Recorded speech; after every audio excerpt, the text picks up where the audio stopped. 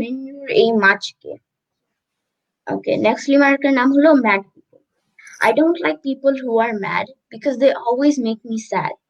When I tell them stop, they make my ears pop. They always act a little bad. Bangla ট্রান্সলেটরটা হলো, পছন্দ করি না দুষ্ট যত লোককে, ওদের থেকে দূরে রাখি আমার চোখকে। ঝালা পালা করে দেয় ওরা কানটা, ভুলে যায় আমার বাম আর ডানটা। ওরা ব্যথা দেয় সব মানুষের বক্ষে। নেক্সট রিমার্কের নাম হলো The Perfect Morning. It is finally morning. Today I will not be whining. Today is the day. I will be okay. I will not need a forewarning. সকালটা চলে এলো হুট করে, হাই তুলে নেই আমি মুখ করে। আজকের দিনটা তো ভালোই, সূর্যর ঝকঝকে আলোয় মনটাকে নিয়ে গেল লুট করে। আমার হলো ফাইনাল রিমার্কের নাম হলো Let's play basketball. Do you want to play basketball? I heard it makes you really tall. You should give it a try. Now don't give me that sign. Want to play, then give me a call. খেলতে কি চাও basketball? এখনই করে ফেলি দ্রুত দল। পেয়ে যাই যদি চেষ্টা, তবু চালাবো চেষ্টা। মন চাইলে আমাকে দিও কল। এটাই হলো আমার সব। চমৎকার অনন্ত, তুমি সারা জীবন আমেরিকাতে থেকে এত সুন্দর বাংলায় যে কবিতা লিখতে পেরেছো, ইংলিশটাও খুব অসাধারণ হয়েছে, কিন্তু বাংলায়ও যে লিখতে পেরেছো এটার জন্য আমরা অভিভূত। অনেক ধন্যবাদ আমাদের সাথে থাকার জন্য। ফারুক আজম ভাইয়া, থ্যাংক ইউ ফর কামিং, আপনাকে স্বাগতম জানাচ্ছি। এরপরে আমরা চলে যাব আমাদের কানাডার কল্পলোক শিল্পকুঞ্জের পরিচালক, আমাদের টরন্টো শহরের এবং আমি বিশেষ করে বাংলাদেশেরও অত্যন্ত পরিচিত একটি মুখ এবং আপাত মস্তক একজন কবি, আমাদের মেহরাব রহমান। মেহরাব রহমান কেমন আছেন? এবং আমার সতীর্থ কবি আছে, ক্ষুদ্রতম কবি অনন্ত আলমকেও আমি অভিবাদন জানাচ্ছি তার চমৎকার লিমিরিক্স গুলোর জন্য। লিমিরিক্স লেখাটা খুব কঠিন কাজ আমি জানি, এটা খুব চমৎকার ভাবে খুব শৈলীর সাথে সে কাজটি করেছে, মুন্সিয়ানা দেখিয়েছে তাকে। আমরা ভবিষ্যতে আরো ভালো ভালো লিমিরিক্স তার কাছ থেকে শুনবো। আর আমি কাউকে এখন এই মুহূর্তে বলতে পারছি না যে শুভ সকাল, শুভ বিকেল, কারণ পৃথিবীর কোন জায়গায়, জার্মানিতে, ফ্রান্সে, কোথায় এখন কি এটা রাখাটা খুব মুশকিল। তাহলে আমি বলছি আমার শ্রোতা দর্শক যারা, তারা আমার কাছে দেবতার মতো, তাদের বলছি যে শুভ কবিতা প্রহর। আর আমি কি আমার কবিতা নিয়ে আসবো, কবিতা পড়বো? অবশ্যই অবশ্যই, আমাদের সৌভাগ্য হবে, আসেন। আচ্ছা ঠিক আছে, আচ্ছা, আমি কবিতা নিয়ে আসছি। আমি এখন যে কবিতাটি পড়বো এটা নীলবিষ নীল অজগর, আমার যে কাব্যগ্রন্থ, 2019-এ প্রকাশিত। 2019 এটা প্রকাশিত হয়েছে, পারিজাত প্রকাশনী এটা প্রকাশ করেছে। আর যে প্রচ্ছদটি করেছে খুব সুন্দর, আমাদের এখানকার টরন্টোর একজন শিল্পী মহিবুল ইসলাম, তিনি ভালোবেসে করেছে। আমার প্রচ্ছদ অনেকেই করেছে, সৈয়দ ইকবাল করেছেন, তারপর কাইয়ুম চৌধুরী করেছেন। তো পরে ও অনুরোধ করলো যে আমি একটি করে দেব আপনাকে ভালোবেসে। তো সে খুব সুন্দর একটা প্রচ্ছদ করেছে। আমি এখান থেকে আমার একটি কবিতা পাঠ করছি। কবিতার শিরোনাম অতি প্রকৃতি। আচ্ছা, প্লিজ। আমি অতি প্রকৃতি। আমি বিজ্ঞান ঘড়ির কাঁটায় চলি না, হৃদয় ঘড়িতে জীবন গুনি। আমি দিন গুনি না পঞ্জিকার পাতায়, অনুভবের খাতা উল্টে দেখি পৃথিবী ঘুরছে তো ঘুরছেই, কখনো চলে তার সাথে সূর্যের সঙ্গম। যখন দিগন্তে ডুবে যায় রবি, দুঃখ প্রজাপতি উড়ে রাতের আকাশে, তখন পরকীয়া চলে চাঁদের সাথে, শরমে চাঁদনি লুকায়। অসংখ্য তারকা প্রহরী পাহারা দেয় অন্ধকার। আমি মাস গুনি না, বছর গুনি না, সংখ্যা তত্ত্বে, বছর গণিনা সংখ্যা তত্ত্বে, রক্তকণিকায় বোধ করি শীত, দারুণ গ্রীষ্ম পোড়ায় খুব, দগ্ধ করে বুকের জমিন, বসন্তে জ্যোৎস্না হাতছানি দিয়ে ডাকে, আবার শরৎ হেমন্তে জেগে উঠি সমুদ্র নীল আকাশের তলে। আমি কারো ঈর্ষায় বিদ্রুপে কটু কথায় দুঃখ পাই না, বন্ধুর চোখে পাঠ করি আভ্যন্তরীণ মেঘ বৃষ্টি, যন্ত্রণা আনন্দ আবহাওয়া। আমি প্রেম ছিনতাই করি না, ভাটার সময় ভাটা, জোয়ারের ব্যাকুলতা শোনার জন্য মৃত্তিকার বুকে কান পেতে থাকি। এভাবেই আমি হয়তো মানুষ, প্রকৃতির সাথে আমার চিরবন্ধন, অন্তরঙ্গ অতি প্রাকৃতিক সম্পর্ক। তাই সভ্যতার অবক্ষয়ে আমার ভেতর গভীর ক্রন্দন। এটি ছিল আমার প্রথম কবিতা। আমি আমার দ্বিতীয় কবিতা এই পর্বে পড়বার পর অন্যরা পড়বেন। আমার দ্বিতীয় কবিতার শিরোনাম আবার জল তরঙ্গ। আমি জন্মান্ধ নই, দৃষ্টিতে নিত্য জাগে আলোকবর্তিকা, নানা রঙের নবীন খেলা, শৃঙ্খলিত সীমান্ত মানি না, সরাও দুঃসহ কাঁটাতারের বেড়া, উগ্র জাতীয়তাবাদী ধর্মান্ধ দানবগণ উঠছে সভ্যতা, দাও দাও দাও দাও দগ্ধ মানব জীবন। মানুষ প্রজাতি আমি, কথিত ধর্ম নেই কোনো, পৃথিবী নিজ বাসভূম, এখানে এই ব্রহ্মাণ্ড আমার চিরস্থায়ী বন্দোবস্ত। দীর্ঘ বেলা কাটি অন্তহীন আনন্দ অবগাহনী, অন্তহীন আনন্দ অবগাহনী। কখনো সমুদ্র ঝড় কৃষ্ণ যন্ত্রণা ভাঙতে চায় প্রথিত বিশ্বাস। জন্মান্ধ নই আমি, আমি সম্পন্ন ভাগ্যবান। তাই আবার জোয়ার, আবার জল তরঙ্গ, টুংটাং টুংটাং টুংটাং টুংটাং। ধন্যবাদ সবাইকে। সত্যি অসাধারণ, অসাধারণ আসলে। বরাবরের মতোই অসাধারণ। আমাদের সাথে আজকে আছেন সুদূর বাংলাদেশ থেকে শওকত এহসান। তিনি অত্যন্ত গুণী একজন মানুষ, অনেক আগে থেকেই আমাদের বাংলা সাহিত্য নিয়ে কাজ করছেন। আজকে আমরা তার কাছ থেকে তার লেখা কবিতা শুনবো। শওকত এহসান, আপনি কেমন আছেন? আচ্ছা, ভালো আছি। মোমো, আমি একটু এখানে যোগ দিতে পারি? মোমো, আমি 5 মিনিটের একটু বিরতি নিচ্ছি, আমি চলে আসবো। অবশ্যই অবশ্যই, ধন্যবাদ। ঠিক। জি বলুন। এখানে যোগ দিতে পারে ভালো লাগছে। ওই শম্পা আমাকে সকালবেলায় বলছে ভাইয়া যোগ দেন, আমি ঠিক আছে দিব, অসুবিধা নেই। ভালো লাগছে সবার সাথে। আর শম্পাপু আমাদেরকে বলেছে কথা, আমি টুকটাক কবিতা লিখি আর কি। এবং আপনার কবিতা এবং সাহিত্য নিয়ে কাজ করার ইতিহাসটা অনেক সুন্দর আমরা পড়েছি, এবং আপনি জানেন যে অনেক ছোটবেলা থেকে অনেক কাজ করেন, মুক্তিযুদ্ধ নিয়ে কিছু কাজ আছে আপনার কাছ থেকে যদি কিছু কবিতা। হ্যাঁ, আমি একটা জন্মদিনে আমার একটা কবিতা লিখছিলাম, এটা পড়ি। হ্যাঁ, আচ্ছা। ল্যাম্পপোস্ট ও একটু রূপলি কয়েন, দাঁড়িয়ে আছি 68 নম্বর ল্যাম্পপোস্টের নিচে, একটি রূপলি কয়েন খসে পড়েছে তোমার ক্লিভেজ থেকে, সেখানে খোদাই করা প্রতিকৃতি যার নাম বাংলাদেশ। নিশ্চিত কিছু পদ্মের সাথে গুটি কয়েক অপভ্রংশ, ইঁদুরের সঞ্চয় অপভাষা দেশ। আজকাল মুদ্রামানের চাইতে ধাতু মূল্য বেশি। অরণির বাড়ি ফেরার সময় হয়েছে এই পথে, আমি ঠায় দাঁড়িয়ে পয়সার দাপট, অরণির ফিরে আসা এবং সোসাইটির কথা ভাবছি। মফস্বল শহরের পাপিয়া এখন কারো কারো আতঙ্ক, লোভাতুর এইসব রাজনৈতিক প্রেক্ষাপট, হায় সোসাইটি। 1 টাকায় আজকাল তেমন কিছু পাওয়া যায় না, সবকিছুর মূল্য বেড়েছে নিত্যদিন। নারী ও নেশা উপঢৌকন, 5 তারা হোটেল, রিসোর্ট, স্বেচ্ছাচার, বিদেশ ভ্রমণ। বরং দাম বাড়েনি দিয়াশালাইয়ের। আমার বুকে গুজে রেখেছি একটি দিয়াশালাই, আগুনের ভেতর উষ্ণ ধোয়া।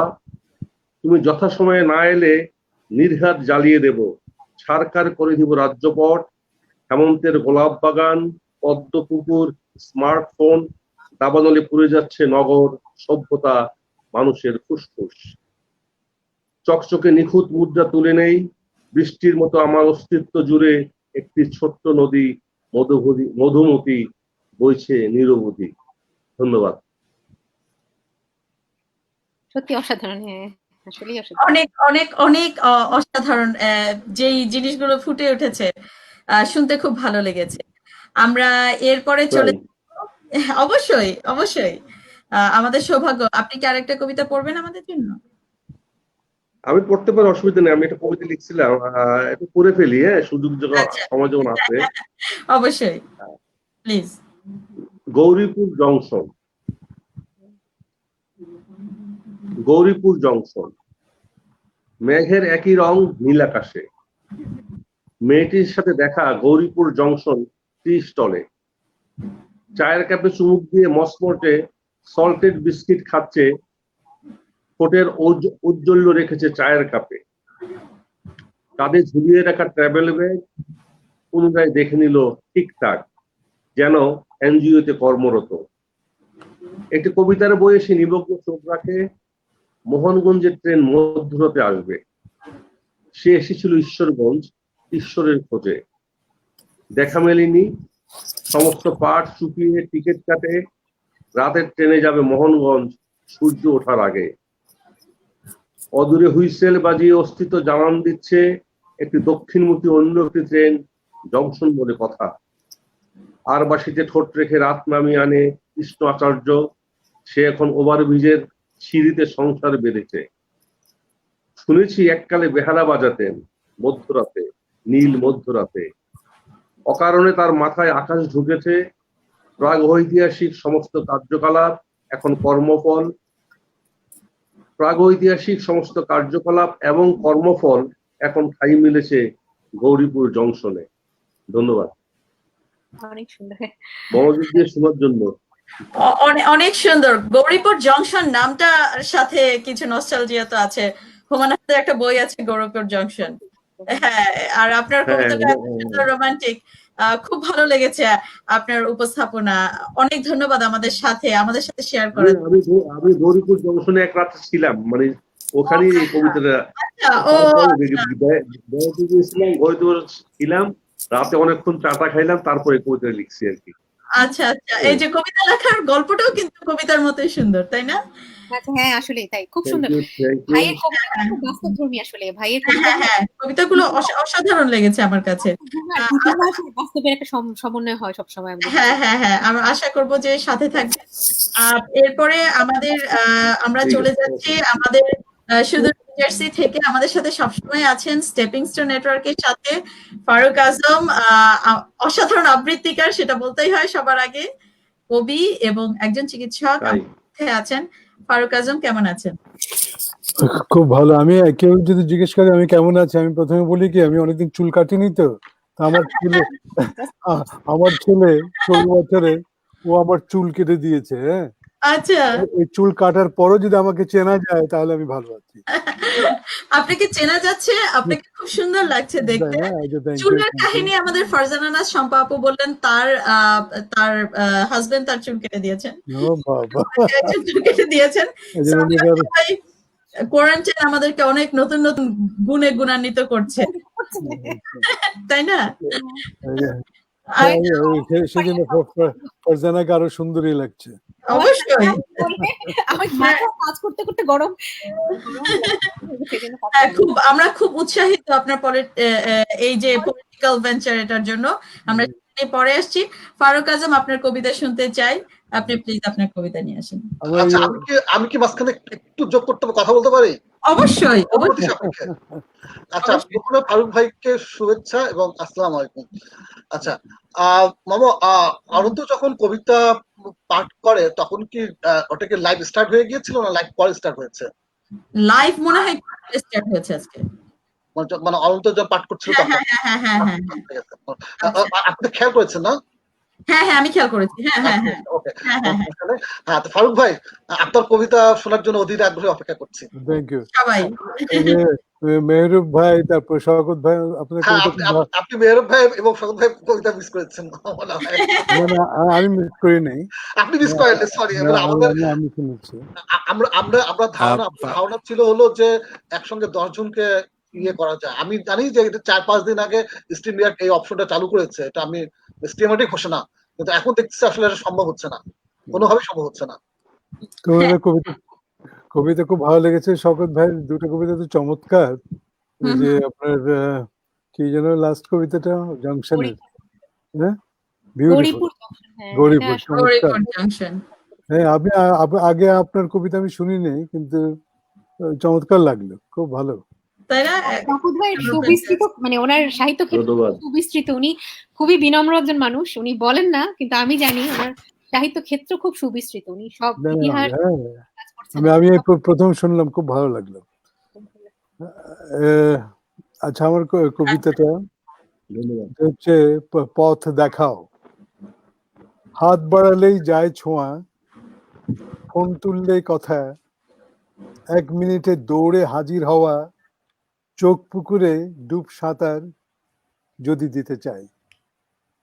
এমন করে টান মারলে আকাশ চাদর, উড়িয়ে জরির ওড়না দক্ষিণা বাতাসে, মেঘের উপর মহাশূন্যে বিচরণ যেন দিকভ্রান্ত এরোপ্লেন।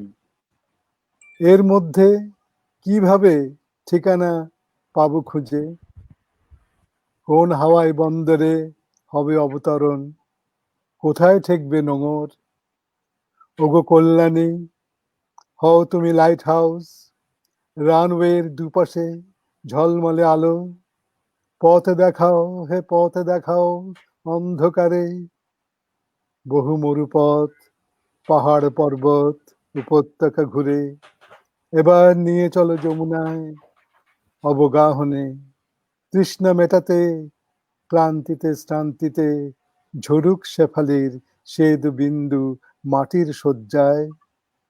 ধন্য করো ওগো প্রিয়ম্বদা, ধন্য করো এই কাদা মাটির বুক ফুড়ে, তোমার স্পর্শে উঠুক ঝাঁকড়া মাথায় মল্লিকা রাজি।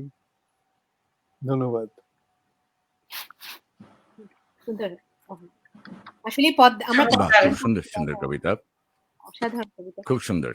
একটা পথ খুঁজে পাচ্ছিলাম, পথে যাচ্ছিলাম, পথে হাঁটছিলাম মনে হয়, অনেক পথে। চমৎকার হয়েছে।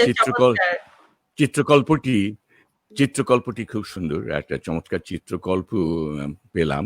যেটা চিত্রকল্প হচ্ছে কবিতার প্রাণ, যে দেহ তৈরি করে যে প্রাণটি, সে প্রাণটি যত প্রাণবন্ত হয়। আমি ওনার কবিতায় খুব একটা উপমার ব্যবহার, শব্দের খেলা এবং সবই পেয়েছি। চমৎকার একটি কবিতা। অনেক ধন্যবাদ। এরপরে আমরা চলে যাচ্ছি আমাদের অনিরুদ্ধ আলম। তার সম্পর্কে নতুন করে বলার কিছু নেই। তিনি কবি, একাধারে কবি, ঔপন্যাসিক, বাংলা সাহিত্য নিয়ে অনেক কাজ করছেন, অনেকগুলো বই প্রকাশিত হয়েছে, ছন্দ নিয়ে কাজ করছেন, ইদানিং লিখছেন জাদুঘর থেকে বলছি, অন্যরকম ধরনের একটি কবিতা। অনিরুদ্ধ আলম, আপনার পরিবেশনা নিয়ে আসেন প্লিজ। আমি আসলে গতকাল রাতে আমি একটা লেখা লিখেছি। লেখাটা মানে হচ্ছে, আমি একটু বলে নেই, আমি জাদুঘর থেকে বলছি নামে শীর্ষক একটি দীর্ঘ কবিতা লিখছি, চলমান কবিতা। এ পর্যন্ত এই কবিতাটির 11টি পর্ব লিখেছি। কালকে রাতে আমি 12তম পর্ব শেষ করেছি। কবিতাটির এই পর্বটির আরো সংস্কার প্রয়োজন, কিন্তু কালকে আসলে লেখার পরে সংস্কার করতে করতে ঘুমিয়ে পড়েছিলাম এবং আজকে দেরি হয়ে গেছে, এই জন্য আমি ক্ষমা প্রার্থী। তা আমি সেই কবিতা থেকে, সেই 12তম পর্ব থেকে, সদ্য শেষ করা 12তম পর্ব থেকে, জাদুঘর থেকে বলছি, 12তম পর্ব থেকে পড়ে শোনাচ্ছি। শীতার্ত দেয়ালের তরুণ শ্রবণ ইন্দ্রিয় চক্ষু লজ্জাহীন হয়ে উঠতে পারে অস্তিত্ব রক্ষার খাতিরে। অভিজাত গৃহস্থ বাড়ির বিষণ্ণ মায়াবী গিন্নি প্রতি বিকেলে নিজে মুড়ি ভেজে নায়র যাওয়ার আস্বাদ উদযাপন করে। খবরটা চাওয়ার হওয়ার আগে গৃহপালিত হাওড়া চৌরাস্তার মোড়ে গেল চায়ের আড্ডায় বসা শ্রমিকদের মুখে আদিরসের গল্প শুনতে। অল্প বিস্তর সন্ধ্যা নামলে আবছা বৃত্তের বাতায়নগুলো নদীর পার ধরে নিভে যেতে থাকে। হয়তো পঞ্চপ্রদীপের মতো প্রদীপ্ত কামনাতে ভর করে আবারও ঋজু হয়ে চাঁদ উঁকি দেবে নৈসর্গিক তাজমহলের আর্দ্রতা ছড়িয়ে। 7টি তারার ঐশ্বরিক আলোতে ফুটফুটে ছায়ারা নির্ভীক শিল্পী। এই সব সমবেত নাবিক ভালোবেসেছিল একাকিত্বের আগুন, হাঘরে পাখিদের প্রবাহ, স্বীকৃতিহীন স্বজাতি প্রীতি। মাধুর অভিপ্রায়ে সংশয়ের নাভিমূলে এঁকে দেয়নি কি বেনিপুর বাওড়ের প্রভা? উট দৌড়ের চিত্রলিপিতে প্রার্থনাঢ্য চোখের পর্দা দুলে ওঠে স্থাবর অস্থাবর স্মৃতির থিতানো চলচ্চিত্রে। প্রায় বলো ও কথা, দেখেছি তোমার হৃদয়ে জিওল মাছের সন্তরণ। মনের মোহন কায়াকে ছায়ারা ছেড়ে গেলে তুমি কি প্রেরণাস্থানীয় বৃক্ষ? ওখান থেকে তোমার অজান্তে কিছু চিরহরিত পাতা লুকিয়ে রেখেছি আমার প্রকান্তরে।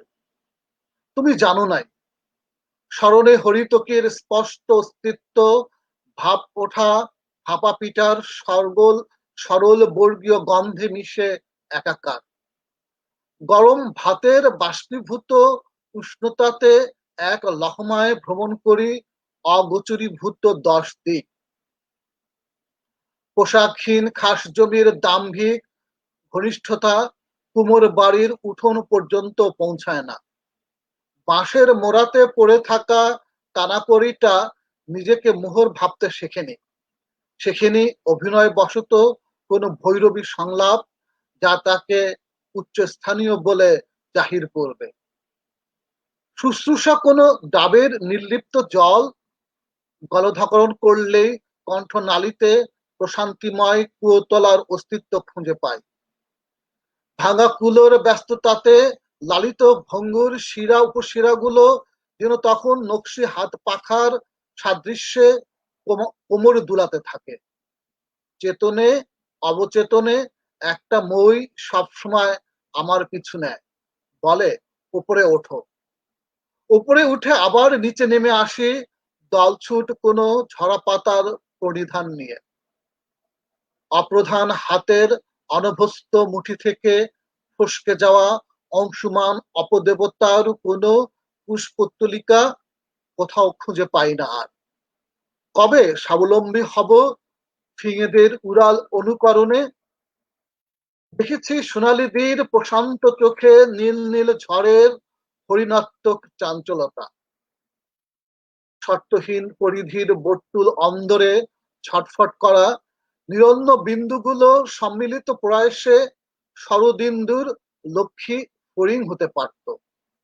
নবজাতক কোন ধনুকের তীর হতেও বাঁধা ছিল না।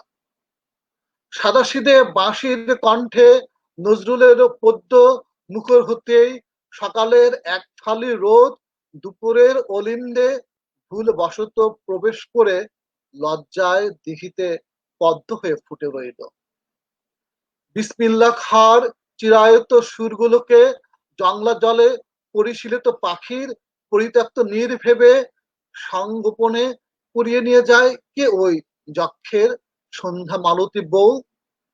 হাঁ করা বোয়ালের মাংসাশী আগ্রহ ছুঁড়ে দিয়ে কাঙালে ধুলোবালি শস্য খেতে ধূসরতার চাষাবাদ সারে। নিষিদ্ধ পল্লীতে বেড়ে ওঠা সন্তের অনাকাঙ্ক্ষিত পুনর্জন্মের গ্লানি মুছে যায় অবাধ্য যৌবনের গান্ধর্ব অবগাহনে। বেদনার মতো বেজে ওঠা প্রমাণ সাধ্য বাদ্যযন্ত্রের বংশগত বিশ্বাস, বাড়ি ফেরা মানে অর্থহীন তলোয়ারের খাপ। পথিক পদবি পেতে একদিন উদ্ভট পথে পথে ঘুরবে রোবটের দল। বিষের বীজ বুনলে গজিয়ে ওঠা ফনা খামারের মালিককেও দংশন করতে পারে। জল ডাকাতের মতো পিপাসা একটি দ্বিমাত্রিক অভিযাত্রা। একদিকে অধিষ্ঠিত কার্যকারণ হিসাবে তীব্র আকাঙ্ক্ষাতে পারি, অন্যদিক আপ্লুত ঋণ প্রবণ বাস্তু ঠিকানার শরীর সর্বস্ব টানে। ঘড়ির আলটপকা তারুল্যে নিদান ঘুম, স্বপ্ন দেখার প্রাসঙ্গিক প্রশিক্ষণ কেন্দ্র। অপ্রাসঙ্গিক নিশিরাকে তুমি একদিন গুপ্ত ঘাতক নয় এমন মধ্যরাতে গলির মোড়ে চায়ের দোকানে চা খেতে বের হলে। চা খেতে বসে আবিষ্কার করলে চায়ের দোকানটি একটি সদ্য সমাপ্ত কবিতার পাণ্ডুলিপি। মিসিসিপি নদীর মতোই আলিঙ্গন কি ফুলন দেবীর মগ্ন অভ্যুত্থানে ভর করে ফোটা বৈষয়িক পারিজাত। সংঘে রাখা ময়ূরক্ষীর কিছু ঢেউ এখনো ভালো লাগার মনন্তরে আমাকে সাত সাগরের গল্প শোনায়। চিত্রপটে জমানো মেঘ, গাছ, পাখিকে আজ একটু যথেচ্ছা ছড়ালাম নদীটার ওপারে।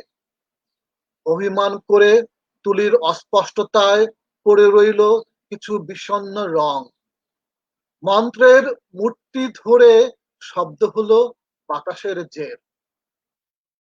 ঢের ঢের লাউলতার অগচরে ফসিল হয়ে যাওয়া অনন্য পদচিহ্ন ছুঁয়ে কখনো নগ্ন বৃষ্টি ফুলতোলা চাদর। মধ্য বন্যার সম্মুখে আদৃত পথ মেল ট্রেনের উন্নাসিকতায় জর্জরিত, তবুও গুছিয়ে রাখে ঘাস ফুলের উদ্গীরণ, রৌদ্রে দ্রবীভূত ডাল ভাতের ঘ্রাণ। পর্ণমোচী সূর্যাস্তের নুয়ে পড়া জেল্লায় ছবি তুলতে গিয়ে মনে পড়ল তোমার অন্য একটি নাম প্রজাপতি। কচুবনে পড়ে থাকা অতি পুণ্যার্থী রোদের রগরগে ঘুঙুর করে নিয়েছে অতিথি ঘুঘুরা। রংভুক ডুমুরের ডাল ভাবছে কখন কুড়াবে বৃষ্টির খোলস। স্লোগান প্রণীত জলের আনচান, গয়নার নৌকার সতর্ক প্রহরী বাতাসি কম্পনরা নতুন করে জন্ম নেয়। শেষ বিকেলের কাকাতুয়ার কাছে ভিকেরির মতো চেয়ে নেবে কি সাম্প্রতিক আষাঢ়ে গল্পের কাঁড়া আর আঁকারা অক্ষর। নিরক্ষর বলেই কি কর্কশ পদাঘাতে মুমূর্ষু পথদের নেই কোনো আশ্রয় শিবির। করুণ কাকের কণ্ঠ চিহ্নিত উদ্বেগে ধুলোরা চিরকালেই দাবিহীন। নদীমাতৃক দেশে মণিপুরী মেঘদের মাতৃভাষা শিখতে পাড়ি জমায় পরিযায়ী পাখিরা। দুপুরের তাঁবু চিরে সরালির ডানা থেকে খসে পড়া শরণার্থী পালক আমার আজলাতে আশ্রয় নিলে বিষণ্ণ বসত বাটি চলে যায় একটি লাল মোরগ আর এক দঙ্গল মোরগ ফুলের দখলে। সফল রন্ধন প্রক্রিয়ায় আজকাল আমার ক্ষুধার্ত দৃষ্টিরা নিজের এই বিশ্বস্ত চোখ দুটোকে আচার বানিয়ে চেটেপুটে খায়। বিভিন্ন বৃষ্টির ফুলেল পরতে ভিজতে দেখেছি ক্ষণকালের মৌনতাতে কাবাব হওয়া দীর্ঘায়ু প্রাপ্তির আকাঙ্ক্ষা। তিতপুটির মগজে বিস্তার করে থাকা মাথা মোটা স্নায়ুতন্তুগুলো পরজন্মে তিমি হয়ে জন্মাবার স্বপ্নজাল বুনে চলে। খুনখুনে শিলাঝড়ের ধৃষ্টতায় ভেঙে খান খান হোক বুকের স্বচ্ছ শূন্যতা। অন্ত্যেষ্টিক্রিয়ার লেহনে মুছে যাক সচিত্র কৃত্রিমতার অ্যালবাম। বজ্রের কাঁটা তারে শোভা হয়ে ফিরুক না সকল নিঃসঙ্গতা। তিমির গোল পেটের মতো সন্ন্যাস পাঁচটি গুলমরিচের ঝাঁঝালো কাঁটা চামচ ফুস করে চুপসে যেতে কি পারে না। সরি, আমি এই লাইনটা একটু আবার পড়ছি। তিমির গোল পেটের মতো সন্ন্যাস পাঁচটি গোলমরিচের ঝাঁঝালো কাঁটা চামচে ফুস করে চুপসে যেতে কি পারে না। শস্যের লালাতে লালার কাণ্ডজ্ঞানে হতবিহ্বল আলোর জলাশয় জলাশয়ের আলো, সেখানে চোরাবালি বিছিয়ে বিষণ্ণতার পাটাতন নিদারুণ উদ্ধত, আর কত বিনা সমীকরণের নখে ক্ষত বিক্ষত বেআব্রু হবে জীর্ণ শীর্ণ বুড়িগঙ্গা। এই ছিল আমার আজকের উপস্থাপনা, আমার দীর্ঘ কবিতা জাদুঘর থেকে বলছি। সকলকে ধন্যবাদ। বরাবরের মতো চমৎকার হয়েছে আমাদের অনিরুদ্ধ আলমের পরিবেশনা, আপনারা সবাই শুনেছেন। এবং এরপরে আর দেরি না করে আমরা চলে যাচ্ছি আমাদের আরেকজন অতিথি ফারজানা নাজ শম্পা, একজন রাজনীতিবিদ, এই মুহূর্তে খুব ব্যস্ত রাজনীতি নিয়ে, একাধারে কবি, বাংলা সাহিত্য নিয়ে কাজ করছেন, অনুবাদের কাজ করছেন, সুদূর হ্যালিফ্যাক্স থেকে আমাদের সাথে যুক্ত হয়েছেন ফারজানা নাজ শম্পা। মম, আপনাকে অনেক ধন্যবাদ। আমার সবচেয়ে বড় পরিচয় আমি মানুষ। মানবতার জন্য আসলে আমাদের অভিবাসীদের অনেক সমস্যা, ভিজিবল মাইনরিটি আপনি জানেন, যারা আছি তাই চেষ্টা করি, আমি আসলে সক্রিয়, ওনার সাথে আমি একটু সাহায্য করি ওনাকে কাজে।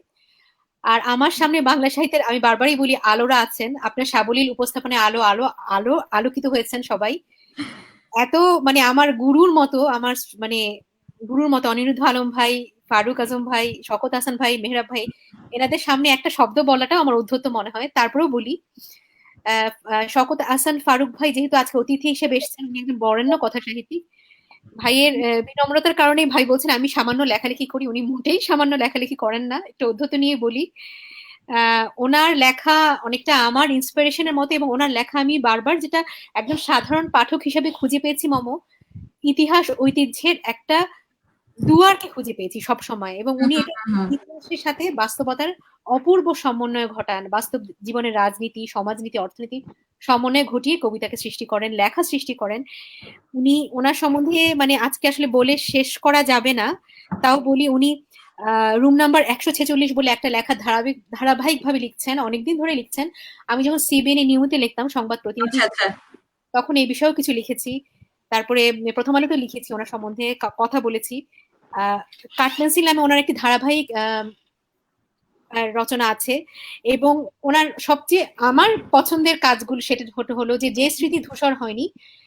এটা যদি আপনি ধারাবাহিকভাবে পড়েন, যে কোনো পাঠক যদি এর ভিতরে যায়, তাহলে তিনি দেখতে পাবেন যে বাংলাদেশের ইতিহাস, ঐতিহ্য এবং ভ্রমণের একটা আবহ আছে। এবং এছাড়া উনি আরেকটা কাজ করছেন, ভ্রমণ যখন পেশা, এটা বলে সারা বাংলাদেশে এবং বাংলাদেশের বাইরেও বিভিন্ন স্থানে ওনার নিজের প্রামাণ্য অভিজ্ঞতা থেকে উনি লিখে যাচ্ছেন, অবিরল ধারায় উনি লিখছেন, যে লেখাটি আসলে মানে অতুলনীয় যাই বলা যায়। আমরা চেষ্টা করছি আপনাদের সবার মাধ্যমে বাংলা সাহিত্যের এই আলোদেরকে।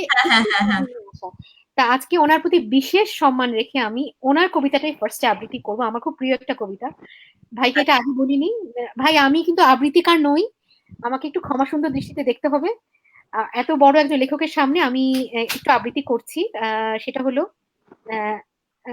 ভুল হলে ভাইয়া ছোট বোনকে ক্ষমা সুন্দর দৃষ্টি দেখবেন। আচ্ছা, শেষ আশার পাঠ করছি, ওনার কবিতা শেষ আশার থেকে। সেই সব রঙা দিনগুলো চলে গেছে বহু দূরে, তোমার এলো এলো চুলে মেঘ জমেছে, চিবুকের তিলে বিষণ্ণ কিছু প্রেম, অবিরল বৃষ্টি ছুঁয়েছে বুকের সৌরভ, কুঞ্জবন মুখরিত প্রজাপতির বৈভব, শাসির ওপারে কুঞ্জে ছাতিমের বুনো ঘ্রাণ, জনৈক প্রেমিক কবি তোমার ভূগোলের স্পর্ধিত সীমান্তে ঢেলে দেয় আশার, অবেলা পুড়ছে নাগরিক সূর্য। এটা শওকত হাসান ফারুকের কবিতাটা পাঠ করলাম।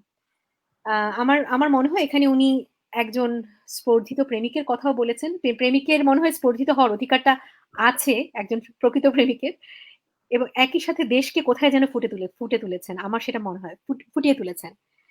আর আমার নিজের কবিতা বলবো না, কাব্য প্রচেষ্টা মাত্র বলি। কবিতাটা হচ্ছে বন্ধু বন্ধন কবিতা বলছি।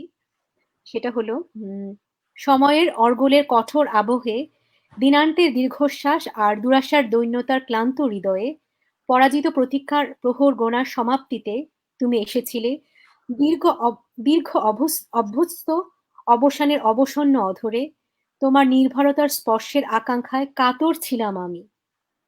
অথবা সম্ভবত যাপিত জীবনের বিরাজমান বিভেদের জবনিকা পাতের প্রত্যাশায় কি ছিলাম? এর কোনো একটি তো অবশ্যই। সুরভিত সুষমায় চতুর্দিক ছাপিয়ে জ্বলেছিল জীবনের এক মুঠো শুদ্ধ আলো, আনন্দ, আশার ফল্গু ধারায় তুমি এসেছিলে। যখন সব ভুলে ভরসার ভাবনায় নিবিড় নিমগ্নতায় তোমায় আমি দেখছিলাম শুধু। আলো আঁধারের ক্ষণিকের ফানুষের জালে তুমি আমার একান্ত পরিজন, কিশোর বেলার বংশীবাদক, যৌবনের উদ্দাম যুবক বন্ধু, আর বর্তমানের একনিষ্ঠ প্রেমিক, জীবন মধ্যাহ্নের মানবিক অবলম্বন, অথবা কিংসুক কথার জনক তুমি। আমাকে হঠাৎ চিরচেনা চলমান হাসি দিয়ে বললে, কেমন আছো প্রিয়া? এসো হাত ধরো, চলো আজ সিক্ত হই উষ্ণ স্নানের অবাধ্য আলিঙ্গনে, জলজ্যোৎস্নায় রূপালী স্বপ্নের আলোর কোনো এক নদীতে। অলস অচেনা এই পথ চলার ঝড় ঝঞ্ঝাটে বৈরী বাতাসে উড়িয়ে তুমি আবার ফিরে এসেছিলে। এইভাবে ভেঙে চুরে ভিন্ন সত্তার বসনে, চিন্তার সীমান্তে বসন্তের স্নিগ্ধ বাতাস জড়ানো দীপ্তিময় দহনে তোমার দুই চোখের তারায় ভাষায় ফিরে এসো বন্ধু। শেষ করলাম আর কি আমার লেখা। অনেক অনেক অসাধারণ, বরাবরের মতোই প্রথম আবৃত্তিটাও আমাদের কাছে খুব ভালো লেগেছে। অনেক ধন্যবাদ যে শওকত হাসানকে আপনি এত সুন্দর করে উপস্থাপন করেছেন আমাদের সামনে। সামান্য বলেছি মমো, সামান্য বলতে পারলাম না মনে হয়। হ্যাঁ, বিশেষ করে যে ভ্রমণের কথাটা বললেন, যে আমার নিজেরই মনে হচ্ছে যে আমি পড়ি, কোথায় পাওয়া যাবে আপনি আমাকে একটু আলাদা করে বলবেন, আমি পড়তে পছন্দ করি, আমি পড়বো। আর শওকত হাসানকে আবারও ধন্যবাদ আমাদের সাথে থাকার জন্য। এরপর আমরা চলে যাচ্ছি আবারও আমাদের প্রিয় কবি মেহরাব রহমান, অনেকক্ষণ ধরে আছেন আমাদের সাথে, প্রথমে দুটো কবিতা পড়েছেন। মেহরাব রহমান অত্যন্ত পরিচিত একজন মুখ, এবং আমি এর আগেও বলেছি, সবসময় বলি, তিনি একজন আপাদমস্তক কবি, ওনাকে দেখলেই মনে হয় উনি একজন কবি। মেহরাব রহমান, আপনি এরপরে কি পরিবেশনা করবেন আমাদের সাথে? আমি কি একটু যোগ করতে পারি? অবশ্যই। আচ্ছা, ব্যাক স্টেজে কি মঈনুদ্দিন শামীম কি এসেছেন কিনা? আসেনি না? না, আমি দেখতে পাচ্ছি না। আচ্ছা, যদি আসে তাহলে আমি ব্যাক স্টেজে চলে যাব, ওনাকে নিয়ে আসতে পারেন। আর আমি আসলে অধীর আগ্রহে অপেক্ষা করছি রোকন ভাইয়ের কবিতা শোনার জন্য। আমি জানি না রোকন ভাই কোথায়। হ্যাঁ, রোকন ভাই ব্যাক স্টেজে বসে আছেন, তিনি তাহলে আপনি মনে হয় এড়িয়ে যেতে চাচ্ছেন। উনি আমাদের সামনে ওনাকে উপস্থাপন করেন। হ্যাঁ, আমি ব্যাক স্টেজে যাই, সমস্যা নাই। আচ্ছা, আমি দেখতে চাই রোকন ভাইকে। আমি তাকে একটু যোগাযোগ করে নিচ্ছি। তিনি একটু এড়িয়ে যেতে চাচ্ছেন তার কবিতা পড়া, অনেকদিন থেকেই বলছেন, তো আমরা চাচ্ছি না, তাই না? আমরা পুরোনো কবিতা হলেও শুনতে চাই রোকন ভাইয়ের কাছ থেকে। অবশ্যই। আচ্ছা, দরকার না, আমি ব্যাকস্টেজে যাই, আসুক আমার জায়গায়, আসুক আমার স্থানে, আসুক, আমি যাই। আচ্ছা, ঠিক আছে, কোনো সমস্যা নাই, আবার আসছি পরে। হ্যাঁ, আমরা মেহরাব রহমানের কবিতা শুনতে শুনতে অনেকক্ষণ ধরে জায়গা দখল করে আছি। আচ্ছা, ঠিক আছে, মেহরাব রহমান।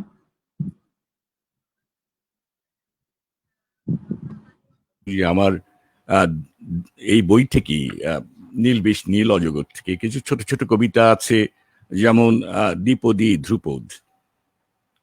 আমাকে ডেকো না আর, আমি ক্ষয়িষ্ণু অন্ধকার, অন্য কোনো উৎস দেবে নূতন রোদ, জীবন বোধ। আমার দ্বিতীয় কবিতা, এটি চতুষ্পদী ধ্রুপদ, 4টা পদ আছে এখানে। খরতাপ নিয়ে নাতিশীতোষ্ণ অঞ্চল, বৈরী হাওয়ায় আমি জেগে উঠি, ও আমার ঈশ্বরী, যখন একে দাও আগুন চুম্বন, নচেত আমি তো মরে যাওয়া এক তুন্দ্রা অঞ্চল। এখন যেটি পড়ব একটি বাংলা শায়ের। আমি বাংলা কিছু শায়েরও লিখেছি অল্প বিস্তর, এই বইটিতে স্থান পেয়েছে, সেটি পড়ছি। তোমার নাকের সুবর্ণ নোলক না দুললে, বৈশাখী বর্বর হাওয়ায় কারুকাজ লাল জামদানির গনগনে তপ্ত আঁচল না উড়লে, মৌসুমী মজলিসে আমার অরণ্য অন্দরে দুয়ার কি করে খোলে। আমি আর কাঁদতে চাই না বিমর্ষ রাতে, জাগাও আমাকে প্রথম এবং আমার অন্তিম চাঁদ। আজ সব তারা নিভে যাক, চাঁদের চেয়ে দামি আমার একমাত্র চাঁদ তুমি, জেগে থাকো আমার একান্ত আকাশী।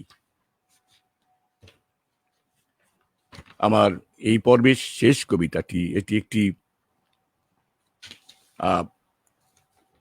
একটি অনুবাদ। আমি কিছু কিছু অনুবাদের কাজ করছি বিশ্ব কবিতা অনুবাদ পর্বে।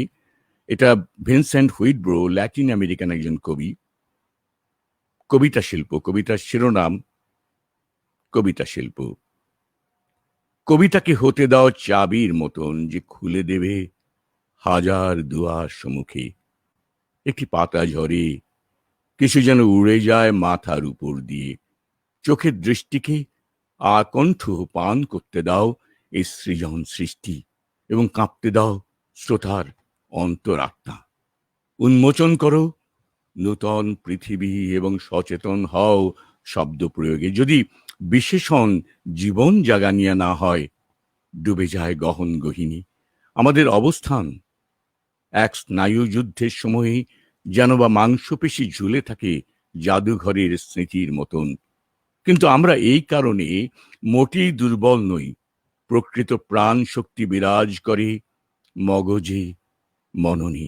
ওহে কবিগণ, গোলাপের গুণগান গেও না, ফোটাও গোলাপ কবিতার অন্তরে। কেবলমাত্র আমাদেরই জন্য সব কিছুর বসবাস সূর্যের নিচে। কবি একজন ক্ষুদ্র ঈশ্বর, কবি একজন ক্ষুদ্র ঈশ্বর, ক্ষুদ্র ঈশ্বর। ফোটাও গোলাপ কবিতার অন্তরে, কি সুন্দর কথা! এত সুন্দর করে লিখতে পারেন, মাঝে মাঝে হিংসা হয় কেমন করে পারেন, তাই না? আমি অসহায় বোধ করি। হ্যাঁ, কিন্তু এত সুন্দর বাংলা। আমরা যে চিন্তাটা নিয়ে স্টেপিং স্টোন নেটওয়ার্ক করেছিলাম, যে আমরা খুব বিজ্ঞ এবং খুব অভিজ্ঞতা সম্পন্ন ভালো কবিদেরকেও যেরকম এম্পাওয়ার করব, তেমনি নব্য কবি যাদের ইচ্ছা আছে কবিতা লেখার, তাদেরকে একসাথে একটা এনসেম্বল, এই জন্য আমরা ছোট বড় নতুন পুরাতন সবাইকে একসাথে নিয়ে আসি। এবং আপনি ফারজানা নাজ শম্পা যেভাবে বলেছেন যে অনেক আলোকিত মানুষদের সামনে এসে নিজেদেরকে তো মনে হয় যে আমরা একটু আলোকান্বিত হয়েছি। মেহরাব রহমান, অনেক ধন্যবাদ এত সুন্দর করে কবিতা বলার জন্য। আর এরপরে চলে যাব শওকত এহসানের কাছে। আজকে আমাদের সাথে বাংলাদেশ থেকে যুক্ত হয়েছেন শওকত এহসান। এর আগে তার সম্পর্কে অনেক কথা শুনেছি। এরপরে আপনি কি কবিতা পড়ে শোনাবেন আমাদেরকে?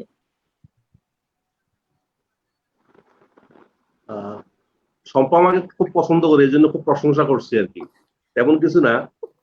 আমি একটা মানে কবিতার মতোই কিছু একটা পড়ছি আর কি। আজকে হুমায়ুন আহমেদের মৃত্যু দিবস।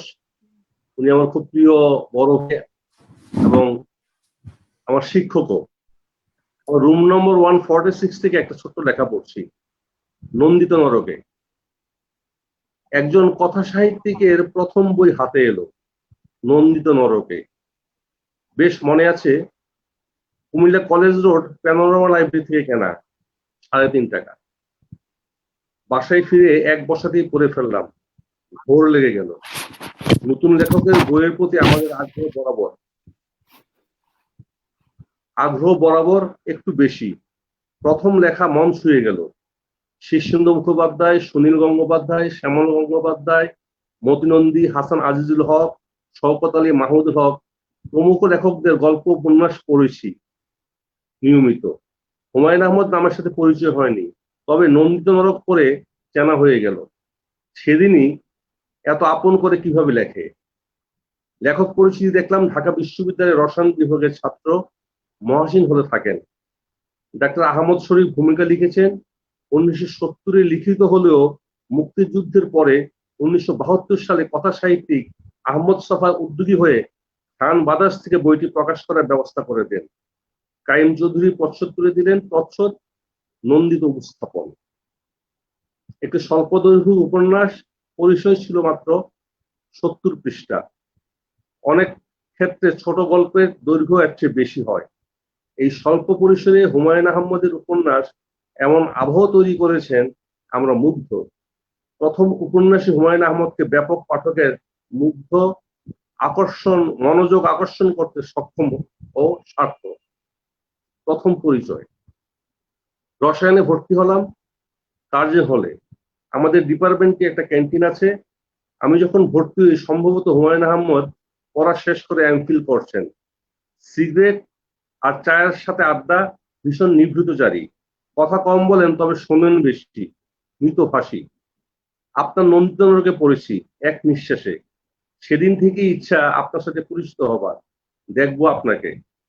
সোনালী ফ্লেমের গোল চশমা, অ্যান্টিক টাইপের, হাতে সিগারেট, টেবিলে চায়ের কাপ, চুমুক দিয়ে বললেন, আপনি কি রসায়নই পড়েন? জি, এবার ভর্তি হয়েছি। গল্পের বর্ণায়িত বাড়িটা আপনি যখন কুমিল্লায় ছিলেন সেই বাড়ির সাথে মিল খুঁজে পাই। ও, আপনি কুমিল্লার ছেলে? আমার বাবা কুমিল্লায় কিছুদিন ছিলেন। বাড়িটা চেনেন নাকি? বাড়িটা চিনি, ঠাকুরপাড়ায় যেতে মধ্যমণির পাশে। জাফর ইকবাল আমার বেসমেট। আপনার ছোট বোন শিকুর সাথে ভালো পরিচয় আছে। ও তাই, চা নিন। সিগারেট এগিয়ে দিলেন। গল্পটা লেখার সময় কিছুদিন কুমিল্লা ছিলাম, তাই মিলে গেছে। আপনাদের কুমিল্লা খুব সুন্দর জায়গা, আমার বেশ কেটে লেগেছে। জাহাঙ্গীর আমার রুমমেট, চিনেন নাকি? রেসকোর্সের জাহাঙ্গীর? রশিদ মঞ্জিলের? মার্চের শেষ সাথে ডিনামাইট দিয়ে যেই বাড়িটা গুড়িয়ে দিয়েছিল। জি, ভালোভাবে চিনি, আমার নিকটাত্মীয়, মামা হয়। ছোট ভাই খোকন আমার বন্ধু। নতুন বই ধরেছি, শঙ্খনীল কারাগার, সহজেই পাবেন। আপনি এখন আরো কাছের লোক। এভাবেই পরিচয়, নিয়মিত পাবলিক লাইব্রেরি চত্বরে, শরীফ মিয়ার ক্যান্টিনে, বিকালে চায়ের আড্ডায় দেখা যায়, কথা হয়। ততদিনে শঙ্খনীল কারাগারে বেরিয়েছে। বাংলা গদ্য সাহিত্যে একটি নতুন প্রাঞ্জল নক্ষত্র জয় করবে নিশ্চিত। এখন রসায়ন বিভাগের শিক্ষক, দ্বিতীয় বর্ষে ভৌত রসায়ন পড়াবেন। আমার প্রথম ক্লাস, কথা সাহিত্যিকের অপেক্ষায় আছে কিভাবে পড়াবেন রসায়ন, সেই প্রতীক্ষা। প্রথম ক্লাসই দিলেন চমক, এক কাপ চা। সবাইকে আপনি করে বলেন। আজ আমি আপনাদের এক কাপ চা বানানো শিখাবো বলে বুনসেন বার্নার জ্বালালেন। একটি বিকারে পানি চাপিয়ে দিলেন, পানি ফুটে উঠলো। থার্মোমিটার দিয়ে মেপে দেখলেন 100°C। এবার 1 চামচ চিনি ও 1 চামচ চা পাতা দিয়ে 30 সেকেন্ড ফুটিয়ে বার্নার বন্ধ করে দিয়ে ঢাকনি দিয়ে ঢেকে দিলেন।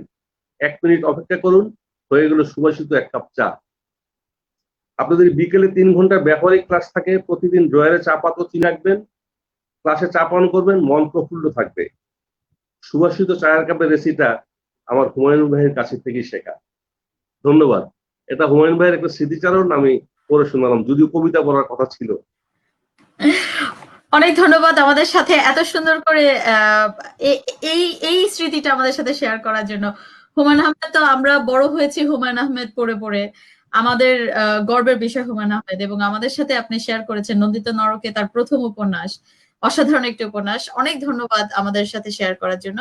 এরপর আমরা চলে যাচ্ছি আমাদের প্রিয় আবৃত্তিকার ফারুক আজম ভাইয়া। আপনি এরপরে আমাদেরকে কি শোনাবেন?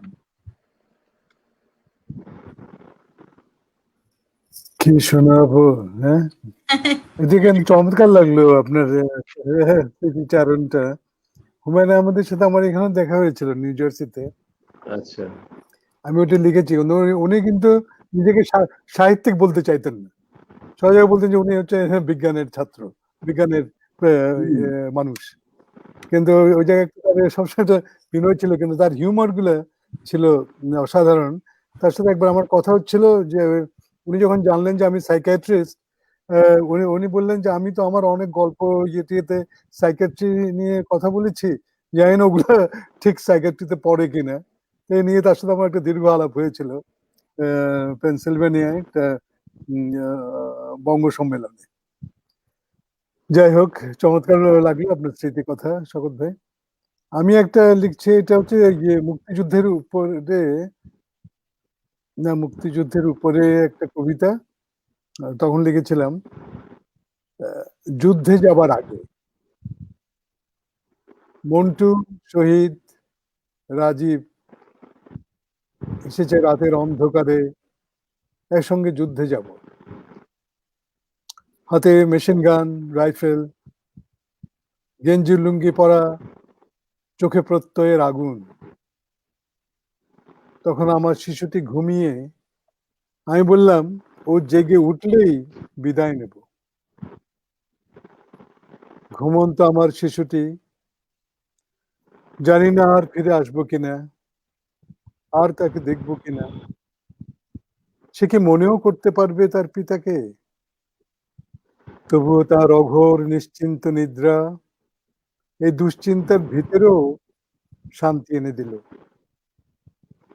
পশ্চিম পাহাড় থেকে গোলাগুলির শব্দ, মটরের গর্জন, রাত্রি জুড়ে পৈশাচিক খেলা, আরেকটা ভোর হয়তো আসবে না। আমি এই স্মৃতি নিয়ে বিদায় নেব। আমার সন্তানটি নির্ভাবনায় সুরক্ষিত স্নেহকোলে আরাম নিদ্রায় মগ্ন। আমি আর ওকে না জাগিয়ে কপালে উষ্ণ চুমু এঁকে দিয়ে সঙ্গীদের নিয়ে বেরিয়ে পড়লাম অন্যরকম একটা জীবন উপহার দেব বলে। ধন্যবাদ।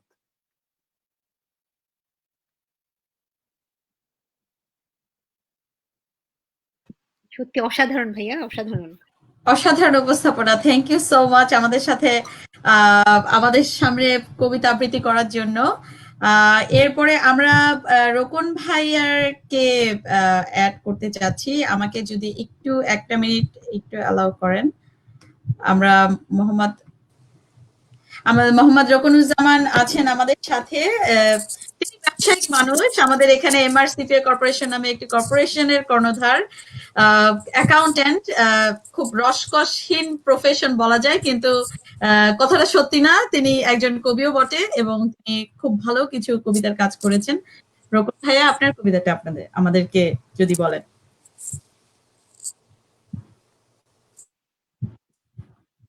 মোহাম্মদ রোকনুজ্জামান শুনতে পাচ্ছেন? মনে হয় না শুনতে পাচ্ছেন। না, সাউন্ডে মনে মোহাম্মদ রোকনুজ্জামান, আপনি কি শুনতে পাচ্ছেন? আমি মিউট করে দিই মামা। হ্যাঁ, আপনি শোনা যাচ্ছে? সাউন্ডে কেমন জানি প্রবলেম হচ্ছে। হ্যাঁ, আপনাকে শুনতে পাচ্ছি। হ্যাঁ, এখন ঠিক আছে। আপনি কি আপনার কবিতাটি বলবেন?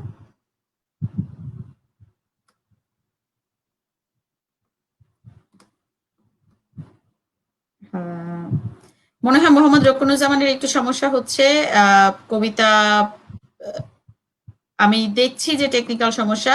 এর মধ্যে আমি মেহরাব রহমানকে বলবো যে মেহরাব রহমান, আপনার কবিতার ঝুলিতে এর পরে কি আছে?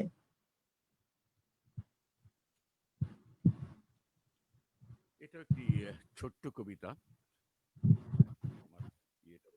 আচ্ছা, হ্যালো, চেক। সাউন্ডটা গন্ডগোল করছে। শুনতে পাচ্ছেন আমাকে? খুব লো আসছে, ভলিউমটা খুব লো আসছে। হ্যালো, হ্যাঁ, একটা খুব লো ভলিউম আসছে। লো ভলিউম আছে, আমি দেখছি। এখন হ্যালো, চেক চেক। এখন ঠিক আছে? হ্যাঁ, আচ্ছা ঠিক আছে। আমি ওখানে বোধহয় মিউট করা ছিল কোনো কিছু। আমার কবিতিকা পর্বের কিছু ছোট ছোট কবিতা আছে। কবিতা কণা বা কবিতিকা, ছোট্ট কবিতাকে কবিতিকা বলা হয়। নিষ্ঠুর। আমার কবিতিকা শুরু করছি। নিষ্ঠুর। কাঁদে মহাজাগতিক তারকা সকাল, আনন্দ বিকাল, প্রেম উৎসব মাতাল সন্ধ্যা রজনীগন্ধা। রাত্রির বিছানায় পবিত্র সাদা গন্ধরাজ নীরবতা। ওইখানে স্বপ্ন ভেঙে চুরমার, এইখানে পোড়ানো হবে, এইখানে কবর। হাওয়ায় পড়ছে প্রাণ ধূপের গন্ধ, জ্বলতে জ্বলতে লোবানের মৃত্যু, অবলুপ্তির অচিন ইতিহাস। আমার দ্বিতীয় কবিতাটি পড়ছি, ছোট্ট কবিতা, এই জন্যই দুটো পড়ছি একসাথে। এটাও কবিতিকা পর্বের একটি কবিতা। আমার আমিকে ছাঁটতে ছাঁটতে শূন্যের কোঠায়, সময়ের পাল তোলা গুনটানা নৌকোয়, বন্ধুর পথ পরিক্রমায় অবকাঠামো দেহ সৌরভ বেড়েছে দৈর্ঘ্য প্রস্থ উচ্চতায়। অন্তর্ঘড়ির অব্যয় অক্ষয় কাঁটা অদৃশ্য চেতনা টিক টিক টিক টিক চলেছে পায়ে পায়ে হেঁটে সচল অন্ধকারে। আলোক রথে হিরণময় প্রভায় লালনের লাবণ্যে বাঁধা খাঁচার ভিতর অচিন পাখি খাঁচা ভেঙে উড়াল দেবে। কখন কোথায় কে জানে, কে জানে, কে জানে। ধন্যবাদ। এই পর্বে আমার এই দুটো কবিতাই ছিল। অনেক ধন্যবাদ মেহরাব রহমান আমাদের সাথে কবিতা শেয়ার করার জন্য। আমাদের মাঝে মোহাম্মদ রকুনুজ্জামান চলে এসেছেন। মোহাম্মদ রকুনুজ্জামান, আপনার কবিতাটি বলুন প্লিজ।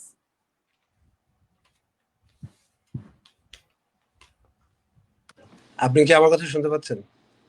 জি, শুনতে পাচ্ছি। অনেক আসলে ট্রাবল দিয়েছে। ঠিক আছে, কি আমি কিছু বলবো? জি, কবিতা আবৃত্তি আচ্ছা করবেন। ঠিক আছে। আচ্ছা, আমি একটা কবিতা, আমি আসলে এখানে যেহেতু প্রত্যেকেই অভিজ্ঞ কবি এবং জাস্ট আপনাদের ইয়ের জন্য একটা পরামর্শ নেওয়ার জন্য আমি একটা কবিতা স্টার্ট করেছি, শেষ করি নাই। আমি এটা পড়বো একটু, জাস্ট আপনারা বলবেন যে এটা হচ্ছে কিনা। কবিতার নাম হচ্ছে জুই। এটা ফুলের নাম, এটা মানুষেরও নাম। বহু প্রতীক্ষার হানিমুন আসে, তাকে নিয়ে যাওয়া হয় প্যারিস টাওয়ারে। প্যারিস টাওয়ারে গিয়ে জুই বলে, এইয়া লোহা লক্কর দেখানোর লাইগা তুমি আমারে এই হানে লইয়া আইছো।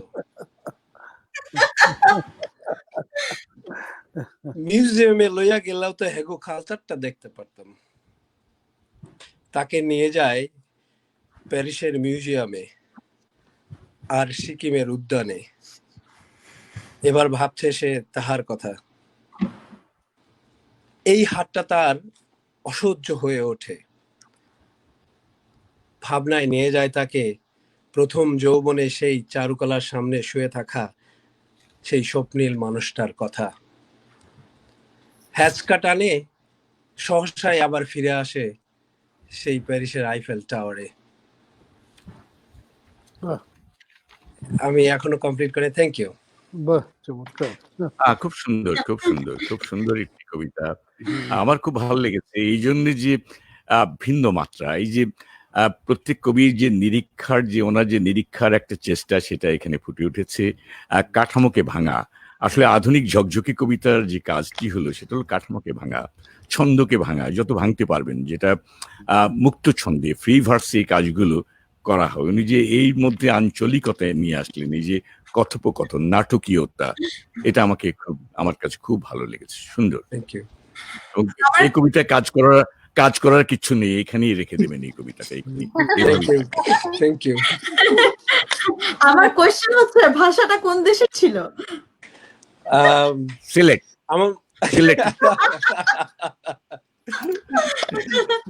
বাংলা ভাষাই, বাংলাদেশের একটা ভাষা। আচ্ছা আচ্ছা, অসাধারণ কবিতা। আসলে থ্যাংক ইউ। নতুন মাত্রা, মেহরা ভাই যেরকম বলেছেন, নতুন একটা মাত্রা এনেছেন, এটা দরকার আছে। একটা নতুনত্ব এসেছে, খুব ভালো হয়েছে, খুব ভালো হয়েছে। খুব মজা পেয়েছি কবিতাটা শুনে, মজা পেয়েছি। আমাদের মধ্যে আমরা আরো শওকত হাসানের কাছে যাব, তার কাছে আরেকটি কবিতা আমরা শুনতে চাই। তার কবিতাগুলো আমার কাছে খুব ভালো লাগছে। শওকত হাসান।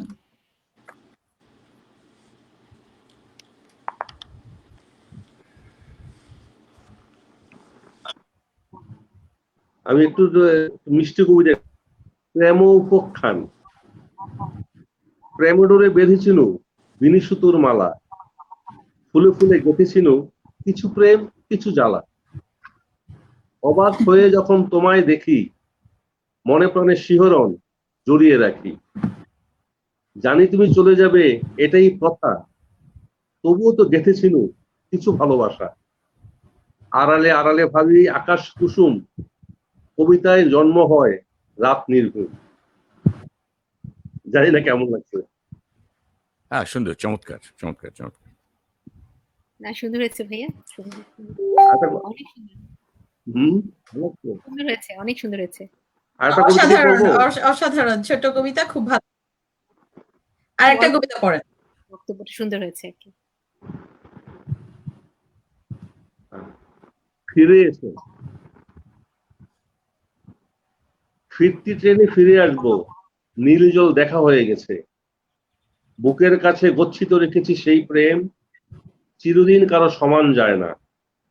ফিরে আসবো, তুমি কথা দিয়েছিলে দেখা হবে, স্পর্শ থেকে দূরে বড্ড ছুঁইতে ইচ্ছে করে। তোমার চুলে হাত রেখে মেঘ নামিয়ে আনবো, রিমঝিম বৃষ্টি হবে, টুপটাপ বৃষ্টি হবে, আমি তুমি সেই বৃষ্টিতে ভিজবো। কতদিন দেখি না, কতদিন শুয়ে দেখি না, কতদিন তোমার ঠোঁটে ঠোঁট রেখে বলি না ঈশ্বরের কথা। ঈশ্বর সেদিন আমাদের পাড়াগাঁয়ে এসেছিল, বলেছিল একটি নদীর কথা, বনজ্যোৎস্নার কথা, পুরনো চাঁদের কথা, পূর্ণিমার কথা। আবার যদি পৃথিবীর মানুষ সুস্থ হয়, তোমার সাথে দেখা হয়, নীল জলে নীল জ্যোৎস্নায় ভিজবো দুজনে। ধন্যবাদ। বাহ বাহ, চমৎকার চমৎকার কবিতা, আপনাকে অনেক ধন্যবাদ। জি, মেহরাব খুব রহমান বলেন। আমার কাছে শঙ্খ ঘোষের আমেজ পেলাম কবিতায়, যে একটা সংকার পেলাম কবিতার মধ্যে, অন্তমিল পেলাম, এবং সুন্দর উপমা, যে নিজস্ব উপমাগুলো ঈশ্বরের কথা বলা, এই যে খুবই আমার কাছে একটু চমৎকার লেগেছে।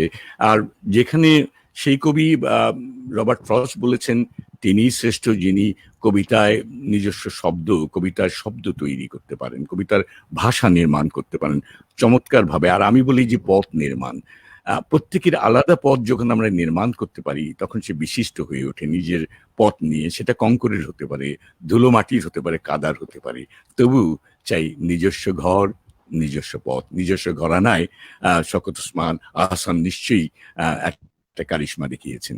আমার খুব ভালো লেগেছে। ধন্যবাদ মেহরাব ভাই। অনেক ধন্যবাদ। আপনারা দেখতে পাচ্ছেন আমাদের মাঝে বিশিষ্ট কবি অনন্ত আলম আবার উপস্থিত হয়েছেন। এর আগে আমাদের যান্ত্রিক গোলযোগের কারণে তার প্রথম দিকের কিছু কবিতা আমাদের লাইভ ব্রডকাস্ট হয়নি। আমি তাকে বিশেষভাবে একটু অনুরোধ করব আমাদের এই ভুল ক্ষমা সুন্দর দৃষ্টিতে দেখে কয়েকটি লিমেরিক যদি আরো একবার উপস্থাপনা করেন আমাদের সামনে। না, কোনো প্রবলেম হয় নাই, হয়তো এটা। ওকে, অনেক ধন্যবাদ। আপনি কি আপনার কবিতাগুলো আবার একটু আবৃত্তি করবেন আমাদের সাথে? আচ্ছা, প্রথম থেকে? প্রথমের 4টা। আচ্ছা আচ্ছা, প্রথম লিমারিক হলো বিফোর ডে। ইংলিশ ভার্সনটা হলো before this day we must find a way, we have the night and we will fight, that is what we say। এখন বাংলা ভার্সনটা এভাবে যায়, দিনটা শুরু করার আগে ভাবতে হবে, নতুন কিছু করার রাস্তা পাবোই তবে, অন্ধকার তো কিছুই নয়, সব কিছুকে করবো জয়, লড়াই ছাড়া বড় হয়েছে কি কবে। আমার সেকেন্ড লিমারিকের নাম হলো fight of the night. English version এভাবে যায়, I will hide my fright, let's go start the night, this is my time, there is no crime, let's go do this right। তারপর বাংলা ভার্সনটা যায় এরকম, আমার মনের ভয়গুলোকে তুলে রাখি, দৃঢ়তাকে সামনে চলার মূলে রাখি, এটাই হলো আসল সময়, বাধা দেখে তোমার কি ভয়, না পাওয়ার ব্যথাটাকে ভুলে থাক।